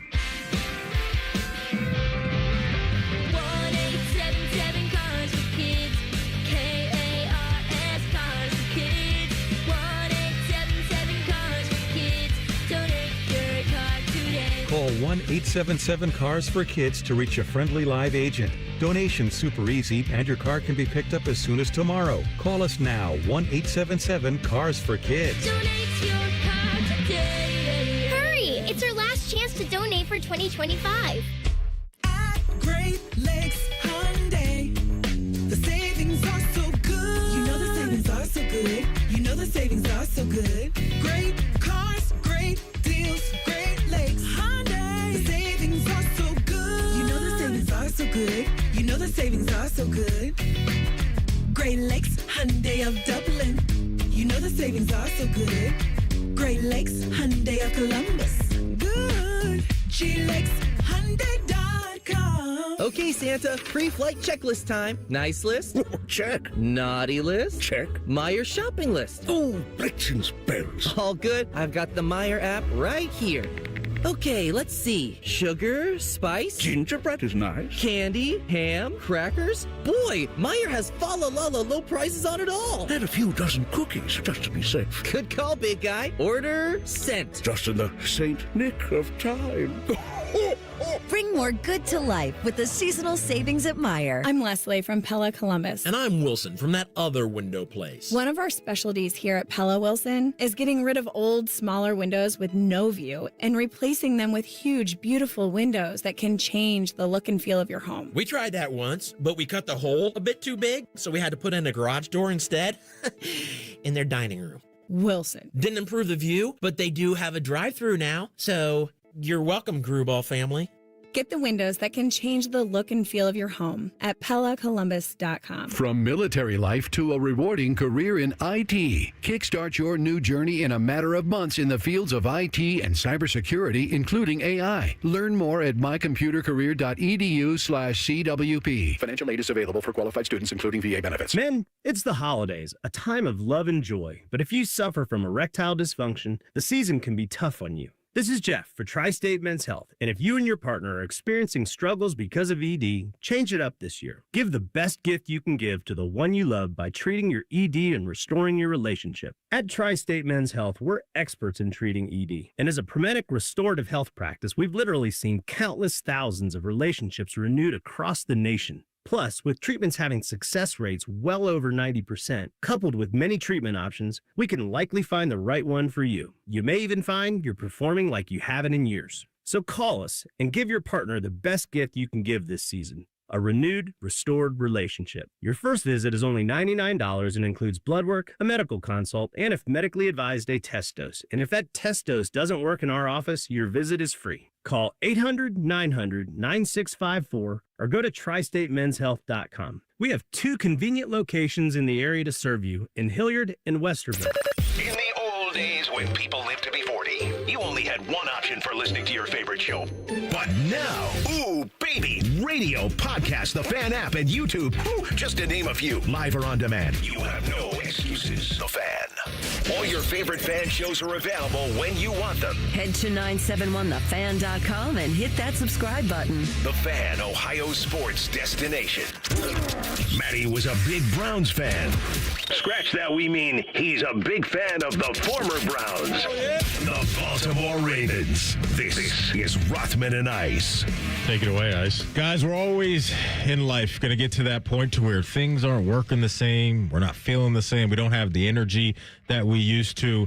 I want to send you over to the Columbus Men's Clinic because they can help you get those things in order. Their medical foundation means freedom to practice medicine the right way. So some of the online stuff you see, it's not what you're really going to get. The Columbus Men's Clinic is true to their word, and they're going to provide for you the structure that you need to get you back on track. So if you've been dealing with ED or low T, hit them up at 614-300-7400 right now, or you can book online in under 30 seconds at the ColumbusMen'sClinic.com. I got my blood work checked out over at the Columbus Men's Clinic. Had so much confidence leaving the building that I'm doing what I need to do and gave me more motivation to stay on track. And I want the same thing for you guys. So again, call them at 614-300-7400 right now, or again, you can book online in under 30 seconds at ColumbusMen'sClinic.com. Tell the truth with Rothman and Ice. Sponsored by Window Nation. Right now, get 50% off all window styles from Window Nation at windownation.com. All right, TLC, take us home, my man. All righty. Ice, you didn't want to make a decision in this, but I'm going to make it easy for you. Yeah. I put out a poll right after yesterday's show. Oh, no. Asking Go ahead. We're not having a debate. I just want to see if you can guess the results. We like to do that when we put out polls. Yeah, that's true. We do. So, for those of you who missed it, yesterday we were talking about the age-old debate. If you're down 15 and you need to score 2 touchdowns, do you go for 2 after the first touchdown or the second touchdown? Go ahead and take a guess. We actually had a lot of interaction with this poll. 285 votes. That's pretty good. Yeah. What do you think the percentage breakdown was of how... First of all, let me ask you this. Which do you think won? Going for 2 after the second touchdown or the first? He's going to kill me because I don't think the question is phrased ideally, but go ahead. I'll recuse myself. I think it's going to be this after the second. That is correct. What do you think the split was? I'm going to go the second one, like 60-40? 59-41. Wow. Nailed it. Coin flip. Should have been more. Close, man. Close. Still not satisfied. I just don't know if I love you, man. We're not doing this again. We're not. I love you. I love you. No, we're not. I'll read you exactly what I wrote. Okay. You're down 15 points late in the fourth quarter, and your hope is to score 2 touchdowns and try to tie it up to send it to overtime. You totally slanted this. Go ahead. Go ahead. Go ahead. How? No. Just feel like you're setting it up with that damn 15 number, but go ahead. No, but that's what the thing is. I know. All right. They were down 15. You have to. This is the whole thing. You got to make the decision before you even score the first touchdown. No, you don't. You have to strategize. You don't. You guys. That's the point. You're down 15 points late in the fourth. Guys. I'll tell you Your what, hope is to score 2 touchdowns to try to tie it up to send it to OT. Oh, Do you go for 2 after the first touchdown or the second? Well, technically, I typoed the most important tweet our account's ever had. I said, do you for 2 after the first touchdown or the second? But I think people were able to figure out the word that was missing. Okay. Gates, listen, man. People were texting me saying they were going to go back and listen to it. You guys got it popping. That's I'm not going to say it wasn't fun. And he and I had a blast talking about it again for 20, 30 minutes. And then again this morning. So and then now we're again. all good. It's all good. Yep. All right, we have some audio. I don't know if you saw Jackson Dart get, sent horizontal. Yeah, he did. Out of bounds yesterday. He was in bounds when he was sent horizontal, correct? That is correct. Because I've seen, speaking of polls, I've seen people put out the poll that says, if this was Mahomes, did they throw a flag? I hope not. Mahomes has gotten late hit before on a play where he was still in bounds in Green Bay a couple years ago. But that wasn't a late hit on Dart, correct? No, it was not. Okay. But it's also one of those things where it's like the optics kind of pull the flag out of the official when somebody gets leveled. Especially a quarterback. Yeah, especially a quarterback. It's just like something about that felt too violent a little bit. Right. So after the game, Jackson Dart, who, by the way, just recently coming out of concussion protocol, he missed some games. That's why Jameis Winston was catching touchdowns against the Lions. Funny enough. But here's Jackson Dart afterwards. It sounds like a broken record, Jackson, just asking you about the hits and taking them and protecting yourself and things like that. Is there anything you would have done different on that one? No. Look, like, I understand the question, but like this is football. Like, I'm gonna get hit if I'm in the pocket or outside the pocket. Like, I feel like I've played this way my whole entire life. This shouldn't be like any shocker to anybody if you've followed along with my career. And we're not playing soccer out here. Like, you're gonna get hit, things happen. It's just part of the game. All right, just part of the game, Jackson Dart says. Funny enough, he did mention that one part about how, go watch my college tape. This is how I played my whole life. When he did the little Gruden's QB class, Gruden was saying, hey, this is the number one thing you have to fix going to the next level. Besides your clap cadence, you need to develop a real cadence. You also need to stop taking hits because you are the only player on the field who can't play with a sore shoulder.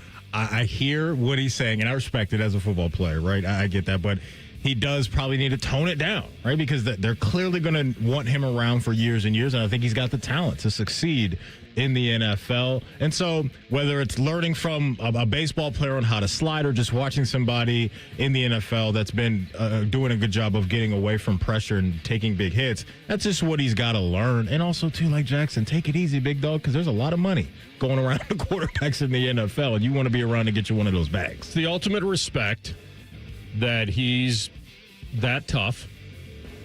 He's 22. That's probably why. Yeah. He's not 32. And he's not saving himself. Most quarterbacks have to learn to reach the ball out or get out of bounds. Right. And if anything, and this is what I would tell him, I'd say if anything, you had a classic chance to draw a flag.